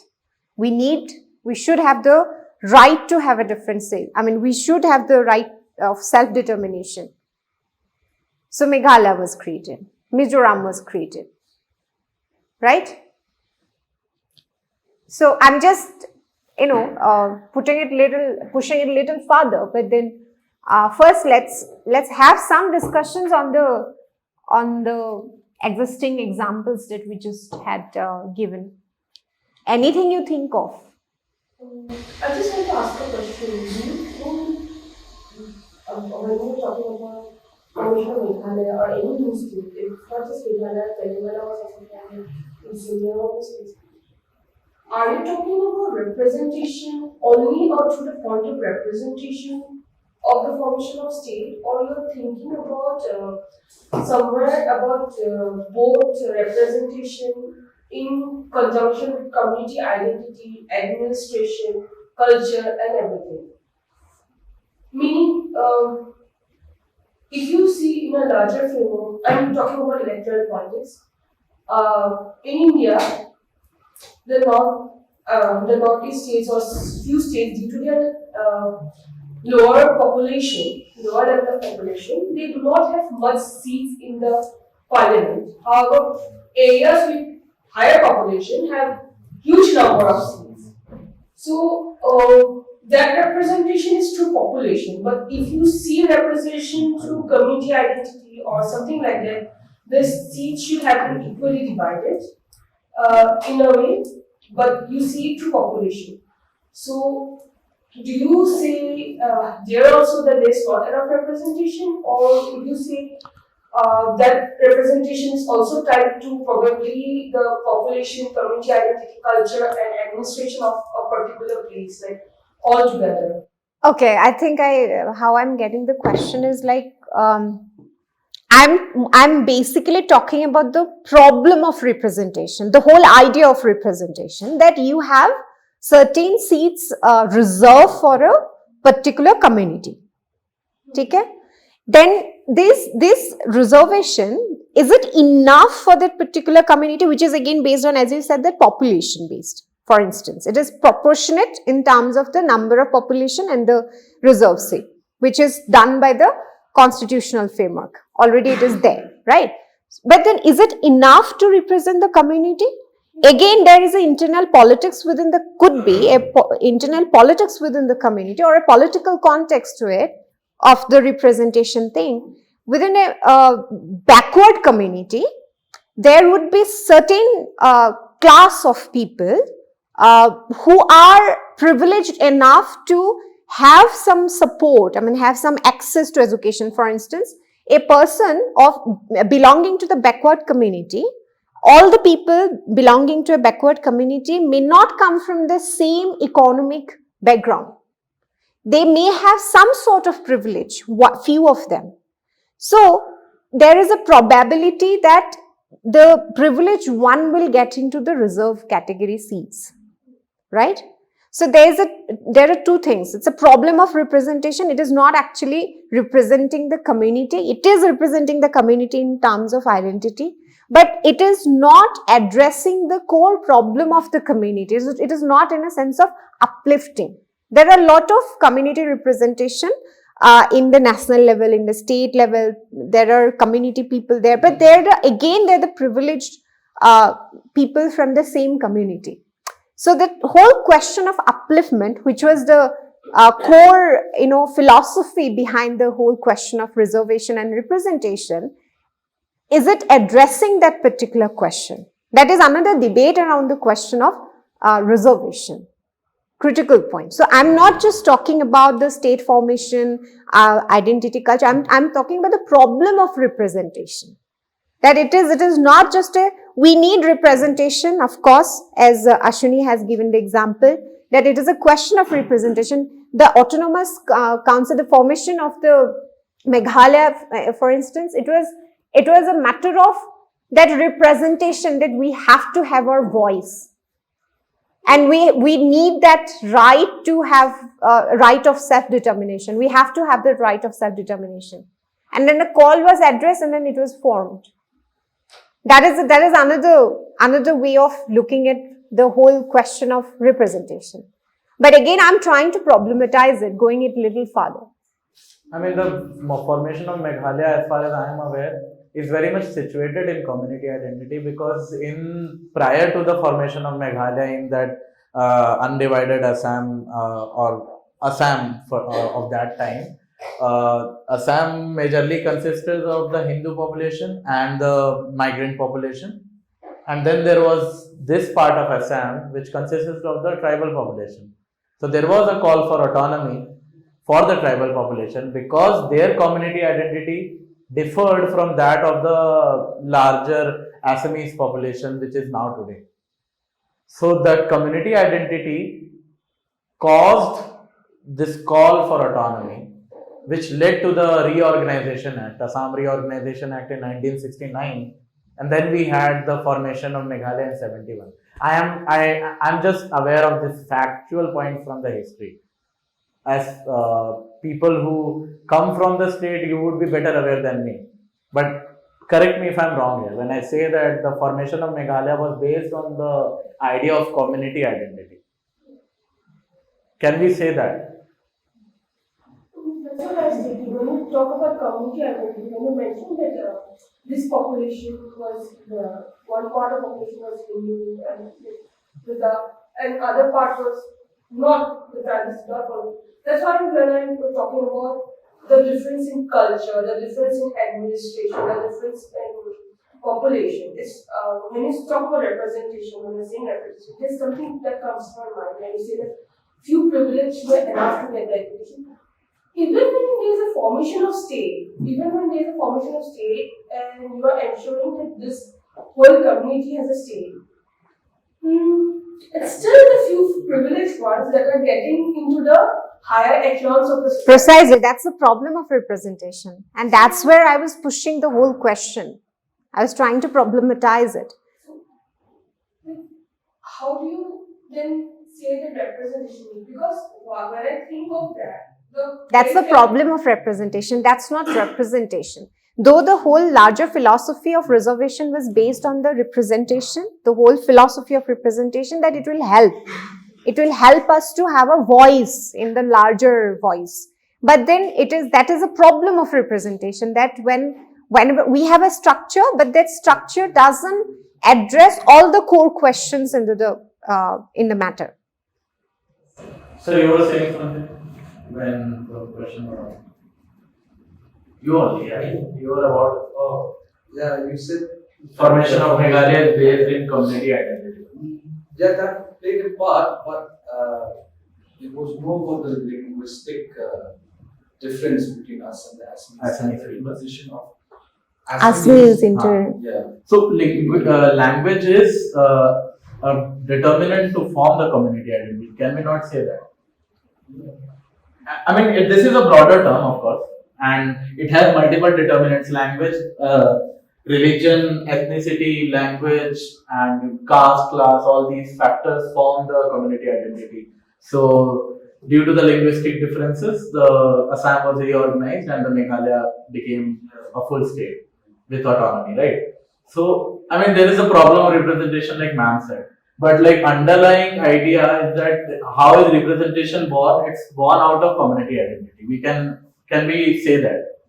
And when we say that, if we rewind the clock and if we say that if the Assam was not divided, and if the Meghalaya was not formed, then what implication would it have on policy level?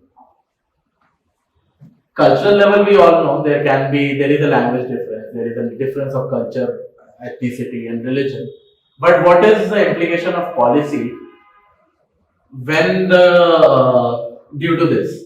Before, like, if we talk about this example only, prior to the formation of Meghalaya, if that had not happened, if the Meghalaya was not formed, and it would have remained the larger Assam province with Khasi Garo Jaintia population as well as the Hindu population, what implication would it have on the policy level?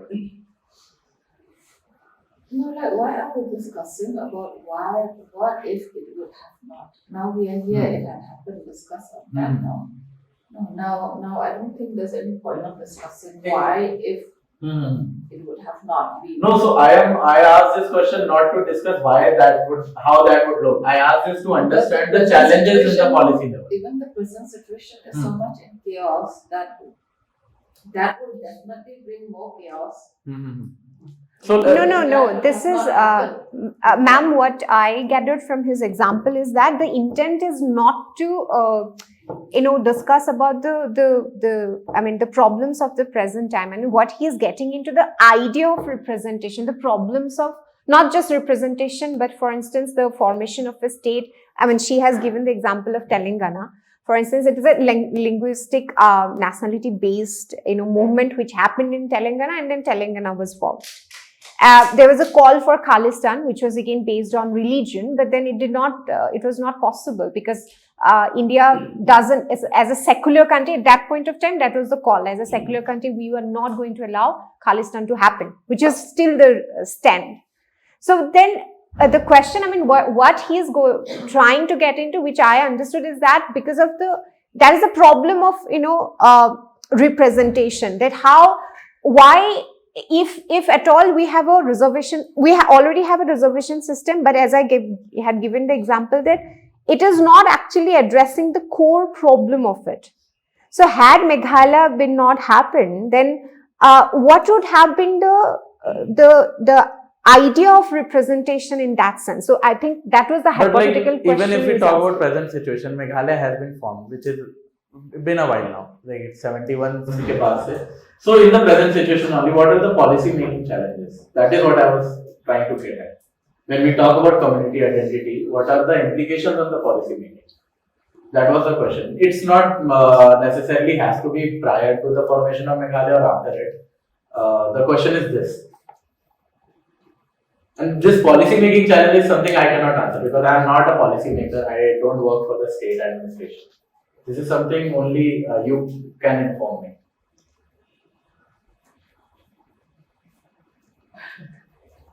We can also talk about implementation, policy implementation. Directly, we are in the state, of course. But directly, we do not form the policy either.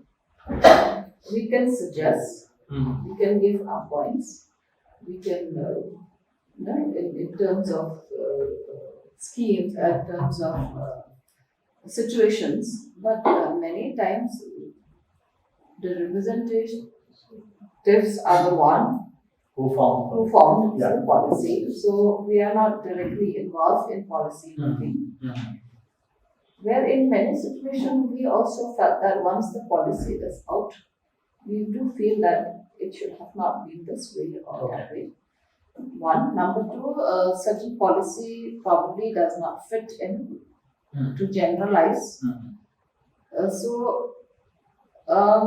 Again, policies are forms, but I don't think they are totally implemented.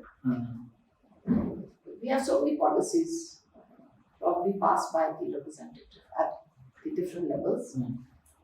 So it again depends on the convenience of certain situations or certain peoples at the higher level, I feel. But what are the problems of implementation? I mean, when it comes to implementation in the local level, for instance, what are the administrative challenges? I think the problem of implementation, one is, okay, it's there, the policy is there, but probably the acceptance, political will, and the funds. The funds are also there. We have the policy, for example, we have the drugs policy. And under the drugs policy, these are certain things that need to be set up in the district and the state. But then we lapse. We lapse like 1 year, 2 year. Why? No fund. And like she rightly said, political will. Again, very important. And yeah, I think that these are. Others, I mean, can we have some more reflections?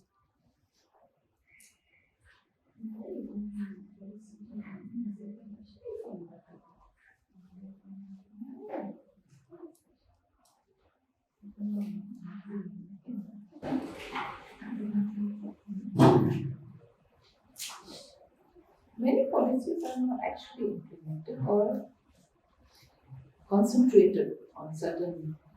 Supposing it might be implemented at the headquarters because it's a state headquarters. But if we come down to the district, there's no fund. There's no fund. Yeah. Say like fund or again political will, again all those. I mean, the policies are there. We have so many policies for that matter. When it comes to social aspect, like we have the policies on differently able, we have the policies on trust, we have the policies on so many policies, women, children, but when it comes to implementation, I will not say that all of them are not implemented, but somehow they are implemented, but not at the right track. So one is the like you said, lack of resources, lack of funds, lack of political will. Political will is definitely. And I think for some reason, even the coordinations also. Like supposing we have, it's like, okay, this came from social welfare, it has to be taken by social welfare. In spite of clearly in the policy that it is a joint effort. Right. So and so and so department. Finally. So departments are not in conversations. I mean, not much conversation. All. Depend from district to district, depend from state to state, depend from blocks to blocks. Depend again on the subject matter. Again, say like differently able. People think that we still have very less differently able. I mean, people does not have that much of direct empathy. It's a differently able. They're just sympathizing with me. Okay, but when it comes to action, I feel that many people, even the stakeholders, don't really come forward. So these are, I will not say all. Depends. Context specific. Context specific. Again, the conviction from the district administration. Many things involved there actually. So that's why these policies are made and they remain on paper. I'm not saying that they're not implemented fully. Of course, somewhere, somehow they are implemented. But there is always that stretch, delay.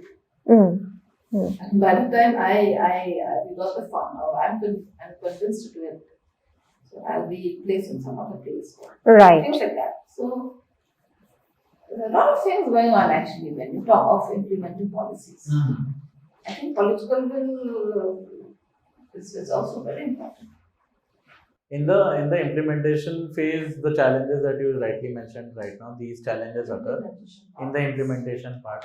In the policy designing part, which the political representatives do, it is only a matter of political will and what is the pressure from different stakeholders, interest groups and the voters and the people they are serving and other senior officials, bureaucrats. All these people lobby, activists lobby, and then the policy is designed, which is a separate discussion, of course. But like when I talked about what would have happened if the Meghalaya was not formed, I was not trying to hypothesize a situation. I was not trying to talk what would have happened in the present day. I was trying to sort of aim that every time there is a call for autonomy of people, it is because people want to have a right to community identity and they want to grow in their own autonomous way. Which is why the question of hill tribe came, as far as I understood from the Constituent Assembly debate, why their autonomy is required. Because, like you rightly said, it is very chaotic now. So that situation, the chaos of that situation would have been very different. So sometime when people sort of feel and they rightly establish that in the for the will of the people, for the human for the larger development of the people, the collective people, it is better to have autonomy than to be a part of a larger heterogeneous group, right? Yeah, I feel it is better to have autonomy. Autonomy, yeah. See, for that matter, even if you look within a family also, there is autonomy within a family also, for that matter. No? Right. So, but if everything goes in line, I feel, but sometimes even within that autonomy also, things are not right. Yeah.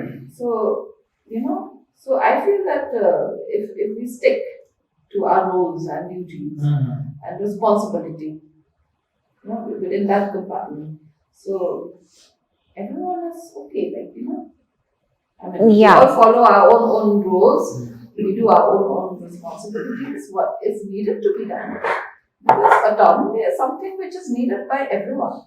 Yeah. Even at a personal level, at home, in community, even in the community, for that matter. So it's just that certain level of understanding of how to, do it in a certain way, not to cross the line.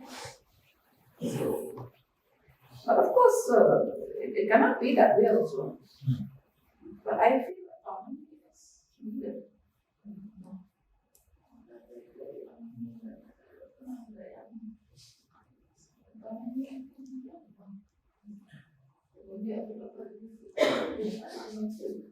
Of course, all the people working in a company, they don't get salary, that is a different thing, and they don't work also.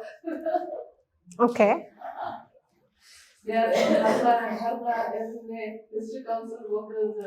And why this dharnas are happening, protests is happening? Or because of the... Okay. So funding is one of the major issues. Everything is about money. You have money, everything is about But why the Marwadis are controlling? It's all about money. Why the bureaucrats come together, but at the policy level also, it's like, controlling things. but otherwise, just, floating another very problematic dimension here. It's that otherwise Meghalaya is a very resourceful state, right? So this should not have been the problem. I mean, lack of funding. And on top of that, we have autonomy. We are administering ourselves. The governance is in our hand. So is it the fact that we need more autonomy, or is there any problem within the structure, or what is it?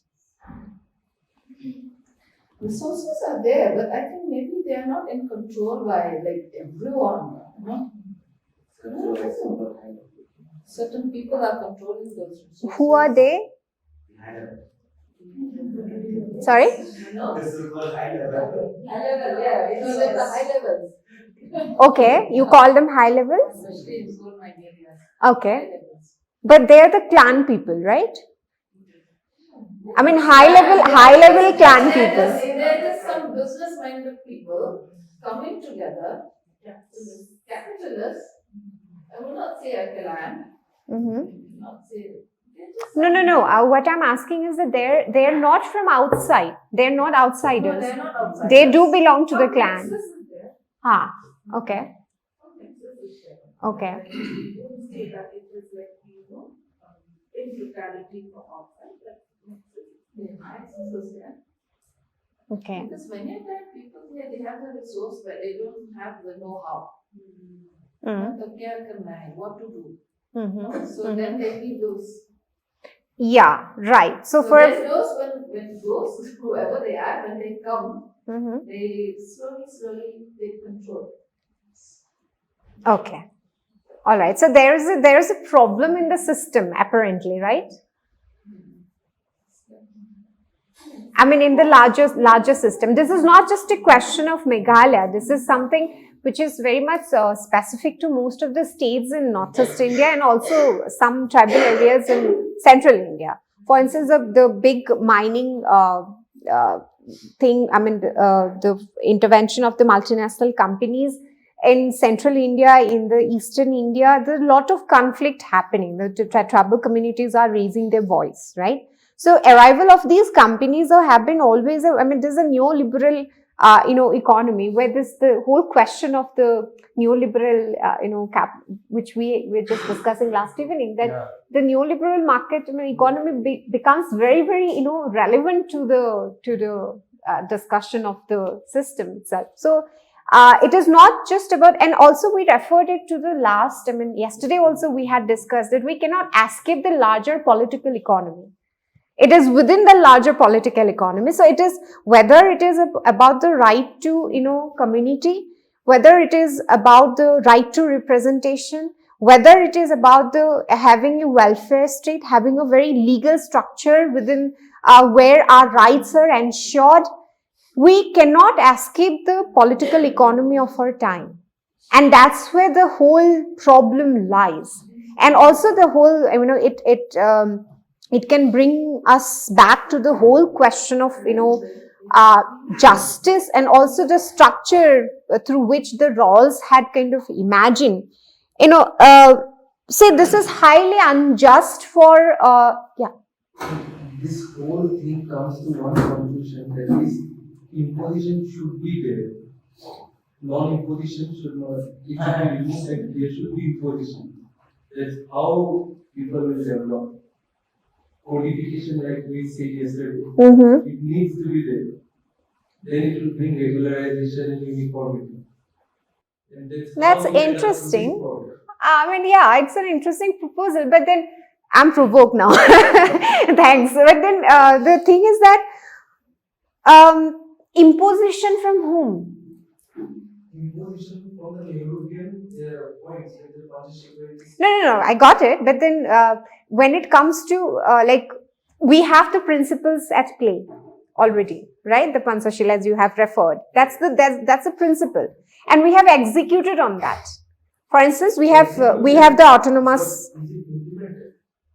That's what I'm saying. But when it comes to the implementation, then who will impose? It is our representatives at the center, or our representatives at the state, Yes. or the council, right? It is the people's representatives. Yes. That's why again the problem of representation comes in. That the government, any XYZ government, I'm not saying the present day government, I'm saying any XYZ government, even when it is a democracy, it's a majority. We are always talking about the Bahumat, the majority wins, right, in democracy. But then there are, even if it is 60%, the vote the government gets and then it forms a government, 40% people are not agreeing to that. They had not voted for the government. So that is not their government. So there's a problem of representation disproportionate. It is proportionate, ideally, in terms of the principle of democracy, but it is not representing the 40% of the country. 40% of the people think differently. They do not think that they're the representatives, right? I think that's not the problem of democracy, but how we are politics, how we elect our representatives. No, I'm saying politics are problem of representation. I'm not saying it's a problem of democracy. So representation only. So what we do, like first past the post system, right? So here, whoever gets the majority of the votes wins a seat and represents us, right?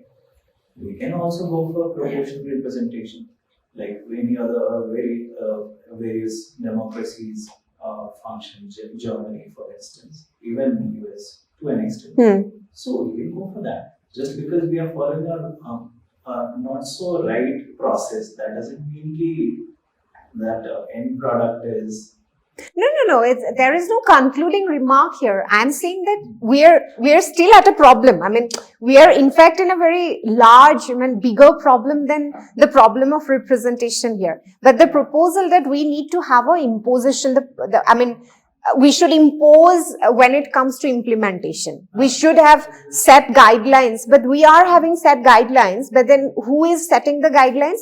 Our representations, where 40% of the people do not agree. I mean, I'm just problematizing it more. That's what I'm saying. So when you say 40% of the people do not agree, it's not exactly that. In any major bill or anything, the parliament, when you say it's always not the ruling party who agrees and the opposition party disagrees, and it's always happening completely proportional that 60% against 40%. Any bill, it will have to pass about some kind of majority. Sometimes even the members from the ruling party will not agree to the bill. So when you say that my representative is not agreeing to the thing, it might be someone from the ruling party. Or if I divide these two groups, someone from that group might say something from my side, agree to my proposal, and someone from this group might say that no, you are not right. No, it's not about just one bill. I mean, you are again problematizing it further, but then what ma'am just mentioned about the political will. So I'm placing it in a larger philosophical context, because that started from the question of imposition, that we should have certain stricter guidelines about the imposition of certain policies, so that it doesn't, become problematic when it comes to the implementation level, right? But what I'm saying is what we got from the reflections from ma'am sharing about that, we are not having salaries, we're not getting salaries, so we are in dharna. There are certain high level, right? You had mentioned high level community people who are actually at, controlling the resources and then, actually doing the thing at the local level. There are a lot of dynamics within it. It is not just about having a bill passed and the representatives voting for it or voting against it and then coming into I'm saying that who will impose then? There are again the representatives who are, at largely, who are not again elected by 40% of the people. And political will, when it comes to political will, it is not about a particular, 2, 3, 4 bills, but it is about the larger political philosophy where 40% of people are not agreeing. I mean, this example itself is very reflective of why imposition cannot work, because like ma'am said, we have a lot of policies which are good policies also, but not all of them get implemented in the way they are written. They are written, the policies are written, there is a certain guideline given to the state administrators to implement it, and who are the beneficiaries. It's defined that these people are entitled to the benefits of the policy. Yet it does not get implemented in the same way due to a lot of reasons at the ground. One of them is the lack of funds, or the remuneration of ADC staff that was just shared. That they are entitled to a salary, monthly salary, whatever it is, but they are not getting due to a lot of factors. And it's very funny example also from Delhi. We all know, we must have heard in news in Delhi the air quality is really bad right now, and it requires serious intervention from a lot of people, right? I remember there was around from 5 to 6 years ago, the air quality was this bad only. The air quality never improved. But 5 to 6 years ago in Delhi, the new government came up with this policy of odd even, in which on certain days only cars with odd number will fly, and on other days only even number cars will fly. For 1 year it was there for that particular time of the season, and what it led to, it led to a decline in the AQI. It also led to a massive decline in the congestion due to traffic, which happens in Delhi usually. But the policy did not continue the next year. Nobody knows why. But we all can assume it did not continue the next year because a lot of car owners and other interest groups must have lobbied the government to not do this, because it directly hurts them. It leads to losses. This year also they are deliberating upon possible solutions, and now they will come up with air purifiers in every corner. Who does it benefit? It is not benefiting me as a person who lives in Delhi. What I want is a complete ban on stubble burning and the fireworks, firecrackers, and some serious intervention. The industrial pollution should be curbed. some fine imposed, something like that. As a citizen, I would like to have that. That is the only thing that will benefit me. But the government will come up with large air purifiers purchased from some client who is a capitalist manufacturer. Why? Because the capitalist people will buy and lobby their own way into the policy making. So imposition might not really translate in the benefits for the people. Now let's talk about sixth schedule. So because in the sixth schedule, imposition is required when modification is done. And when modification is not done, how will you impose things? Like to protect the tribal culture, the tribal traditions, the way of living, the community identity is much required through codification. Because if we see in the state of Meghalaya, all the customs are verbal. It has been verbally communicated from one generation to another generation, but never been codified. Few of it is codified, but very less. Let's talk about the marriage, like single mothers. Let's go to that. In the single, why is there right of single mother in the state of Meghalaya? Because it was the duty of under the sixth schedule. Under the sixth schedule, you see marriages. Laws are needs to be adopted by according to the customs by the autonomous district councils. But if you look at the website, you won't find much laws on marriages, on the registration of marriages, not dissolution of marriages. And if you see more than 50% are the concept of living relationships happen. Okay. When there is a concept of living relationships, there is no concept of divorce, which means there is no concept of maintenance. Yeah. Right. Okay. So a man can leave one her spouse and go somewhere else. Okay. There's freedom. So if it is not laws are not framed at the grassroots, it's not implemented, how you think you will get the result? Yeah, no, that much I agree. There's a rise of single mothers. State Women Commission has come up with their own report. You see, there's a huge rise. Until and unless it is not imposed, it will be opposed. Now, when you get married, you'll make sure that you also have always everything legally done. Why? No, but look, here again comes the, there is again the problem of representation here. I mean, as ma'am had said, we had a discussion about the resource control over the resources. It is always the privileged or the ones, I mean, who could have that political, capital or cultural capital, particularly political capital. They can have the, control of that imposition. So whether some social problems, whether it is reflecting in the society in a very large scale, whether it can be codified and then, translate into law, it is again at the hand of the, people who are at a very privileged, position. So here again comes the question of representation. I mean, problem of representation, yes. Right? But yes, that is the whole problem. Yeah, exactly. I mean, that's what we are talking about. So, I mean, it's not very simple that it is not yes, codification is one of the, it's a very serious problem, but who will do it? When it comes to execution, the decision is taken at the policy makers level. As ma'am said that we do not make the policies. It comes to us. And it comes at a point of implementation. So, we are just, at levels, in a different levels of implementation, the officers work.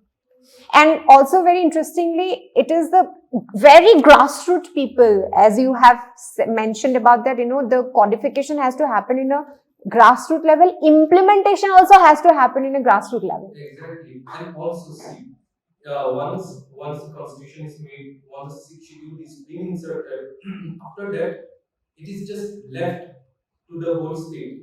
And at that point of time, Meghalaya's state was not even, it's not there. Yeah. After 1970, there's no hand holding from the center. You will never find any hand holding being done under sixth schedule. Let's help the autonomous district councils.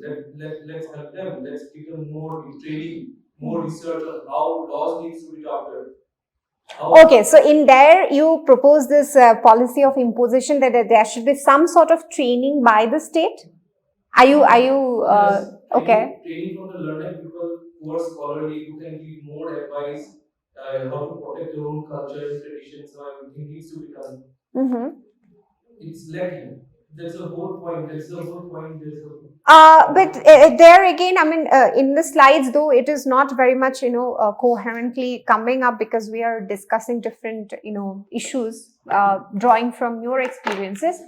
But see, here again, when it comes to the protection, the whole question of protection, especially as you have mentioned about the tradition and culture, the whole spirit of the welfare state like India is not actually, the promise of protection in the community identity based, protection or the culture based protection.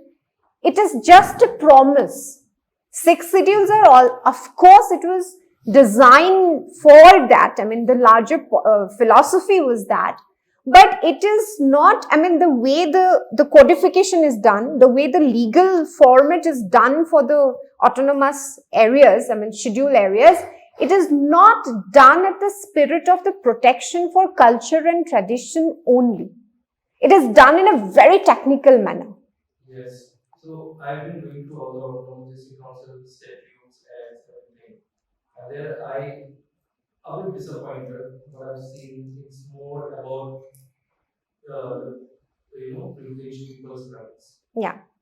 How much right will I get as a as a headline, or how much right will I get or that. But Yeah. the more angle, like from the outsider's perspective, I like looking at how much of welfare is done. Yeah. Through how much culture will be protected, or the traditions will be protected. I really find very minimal.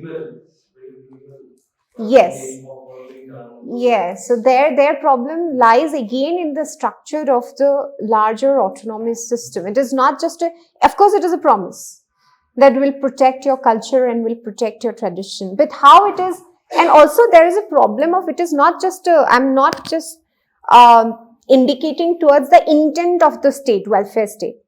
I'm not doubting the intent, but I'm saying that how it is translated. I mean, it's very difficult because there are a lot of overlapping cultures again. Again, within the state of Meghalaya, I mean, broadly, there are 3 larger community identity which is at play. Right? So there are differences in that. There are also conflicting political interests in that. Is not it? I mean, correct me if I'm wrong, but then it is not just one homogeneous identity we are talking about. So it is easier to protect a homogeneous culture. I mean, to translate the rights of a culture or a particular community who follows the same tradition. But here there are a lot of, it is not a homogeneous state again. And it is not just a case of, Meghalaya. It is also true for many of the states in northeastern region. For instance, we can talk of the situation in Manipur right now.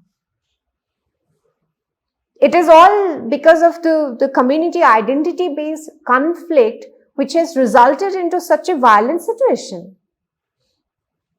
Right. So it is again done with something to do with the whole larger, community-based reservation, land right of the Metis, of the Cookies. And another interesting point is that such rules can also be changed very immediately. I think in the CAD also that point was mentioned that we can keep changing these rules and laws. It is a very flexible, structure we have in the constitutions. We can have amendments.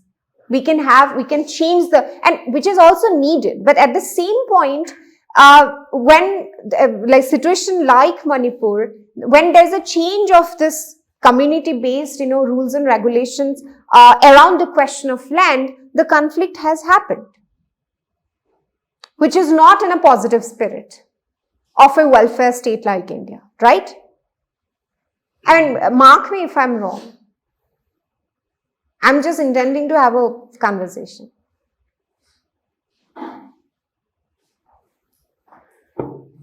But in a larger level, as I have been trying to move to the question of justice for quite a long time now, for the through the Rawlsian, structure. The problem of this particular imagination is that, we'll be providing justice on the basis of, the virtues of the justice based on the assumption that the communities are, if we refer to a community like the Garo community or the Khasi community or the Jaintia community, then it is a kind of a homogeneous community. We already presume that they are at a particular level. So the justice can be provided to each of them, which is theoretically possible, which is practically impossible.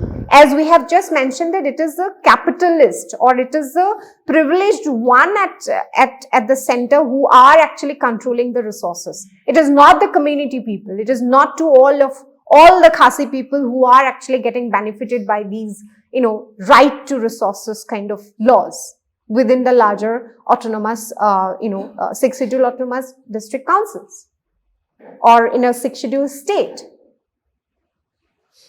But on the policy level, yeah. I would like to bring another perspective. Like I've been researching on the whole matrilineal system for some time. I don't want to hurt any sentiment, but I feel out here with conversations with all of you because I have to do my questionnaires and everything. I found the males out here, they're not satisfied with the whole matrilineal system. Okay. How? It's because whatever they earn, they cannot keep it to themselves. Like this is from the lower strata of people. I'm not talking about the higher strata, the lower strata and the middle strata. Strata means economic class wise, okay.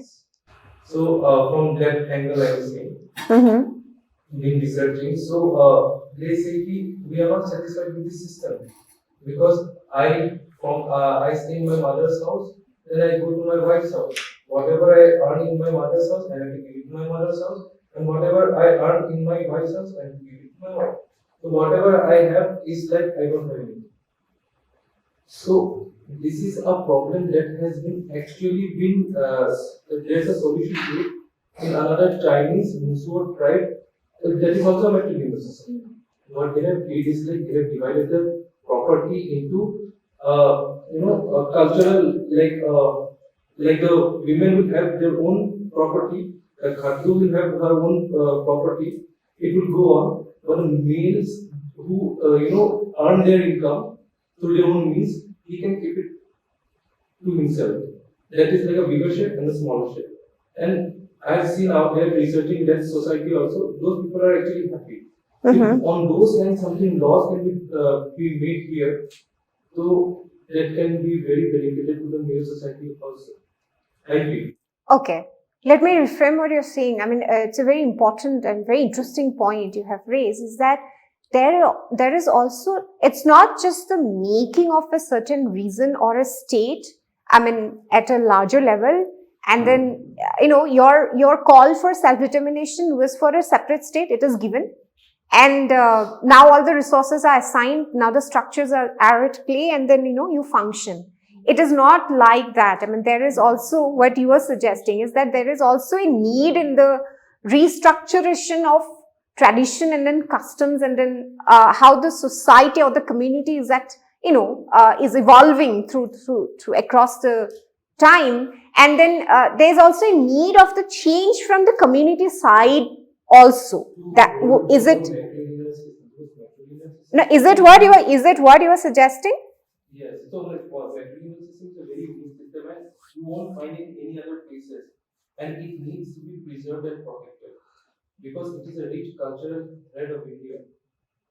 So like if you see in the South India also, there was another matrilineal society. They are known as Nayaks, but they died out. Why?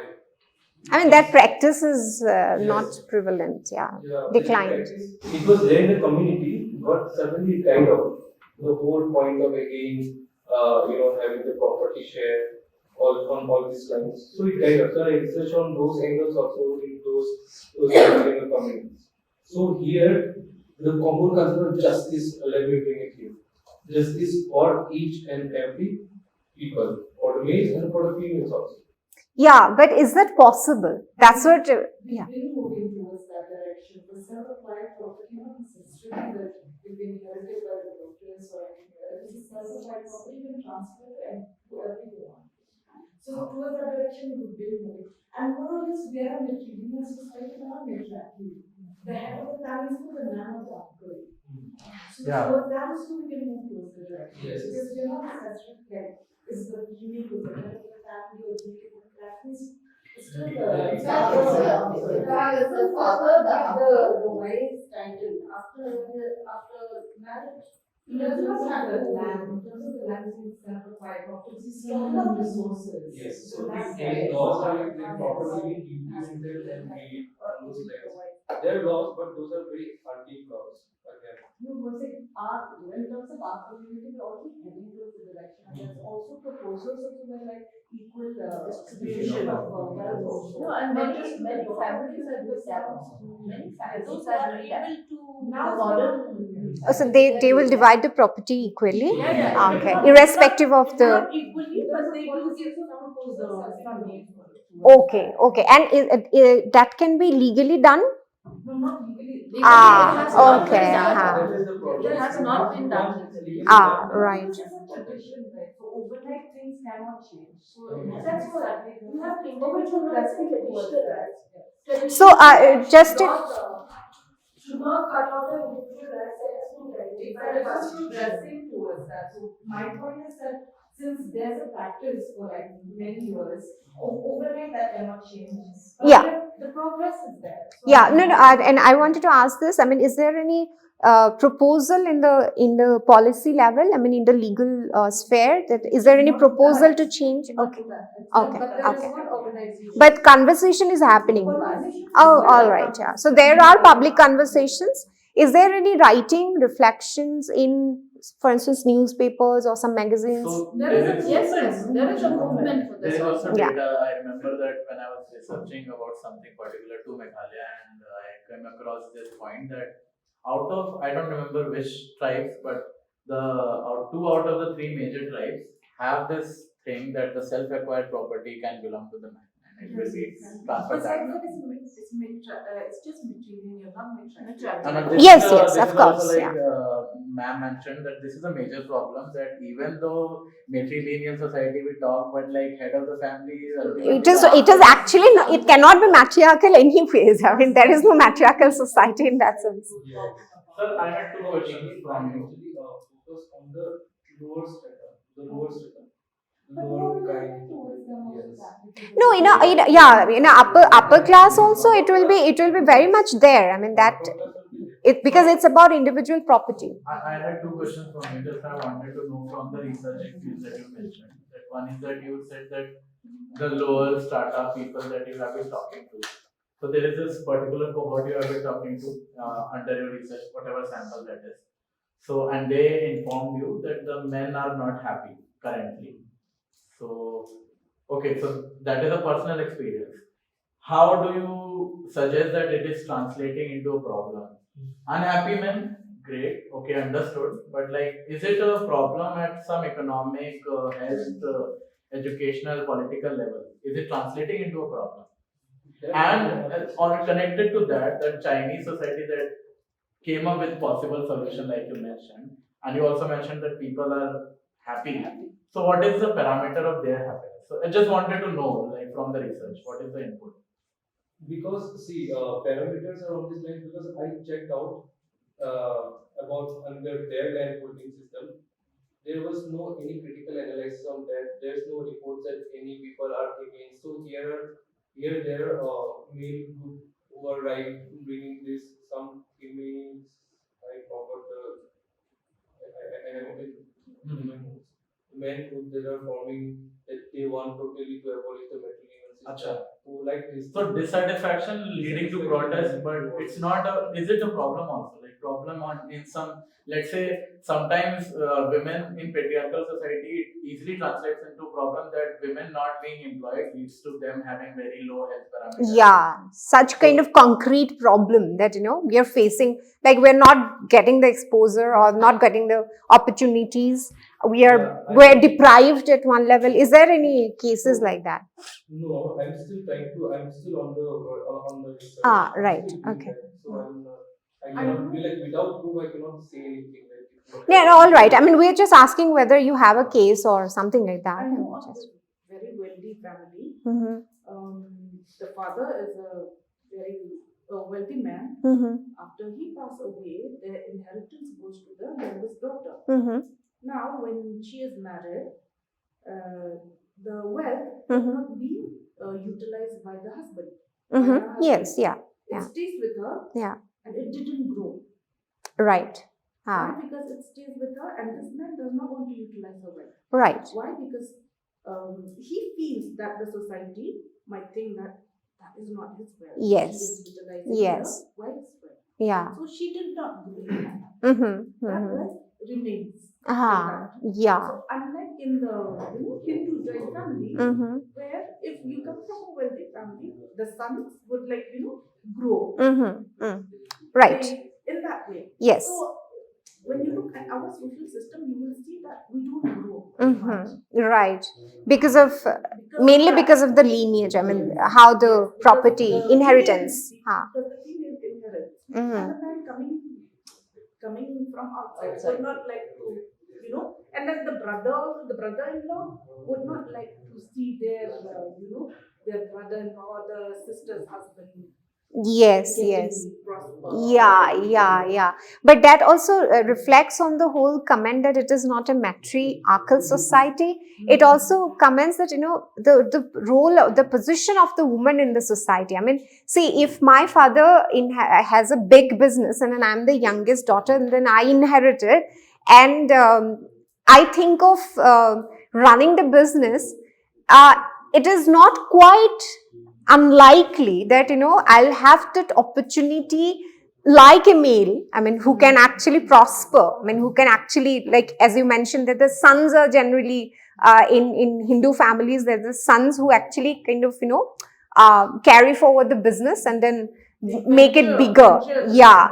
So it is does not have the capacity of exactly the political capital, the social capital is not there with the woman who actually can make it bigger. So it is shrinking of the dying of the business. I mean, it is just one generation. That is, I think, individual, because I know of another case, just opposite to what you're saying, where the husband took over everything, and expanded. Okay. So that, it depends. It is individual choice again. But it's difficult if it is not already there in the social system. Yeah, it seems. And of course, he has been named, like, people from outside say that he comes from a poor family. After getting married to the younger daughter of the rich person, now he's become rich, he gets married. Of course, it's not 100% rich. But he doesn't give a damn. What is important for him is money. So again, it depends from individual to individual. But of course, that stigma Social stigma is there. Social stigma is there that he is inheriting his his wife's wealth. That is there. But those who doesn't care, it doesn't matter. Another reflection, maybe you would be he is in the process of his research. I mean, because he is researching, but anyways, he's he's an outsider, so that's why insider's perspective is quite important here. I'm keen to know that, as we have already asked him, is there any problem in a sense of access to the healthcare system, access to education, and because of this social structure? No. Okay. Great. Okay. So the question is not in the level of, it is about the gender right, I think. As he had said that, the men from the low class, belonging to the... It's a small percentage, ma'am. It's not like the entire male. Yeah, it depends on family person to person. It's not a uniform. Let's ask a man now. Okay.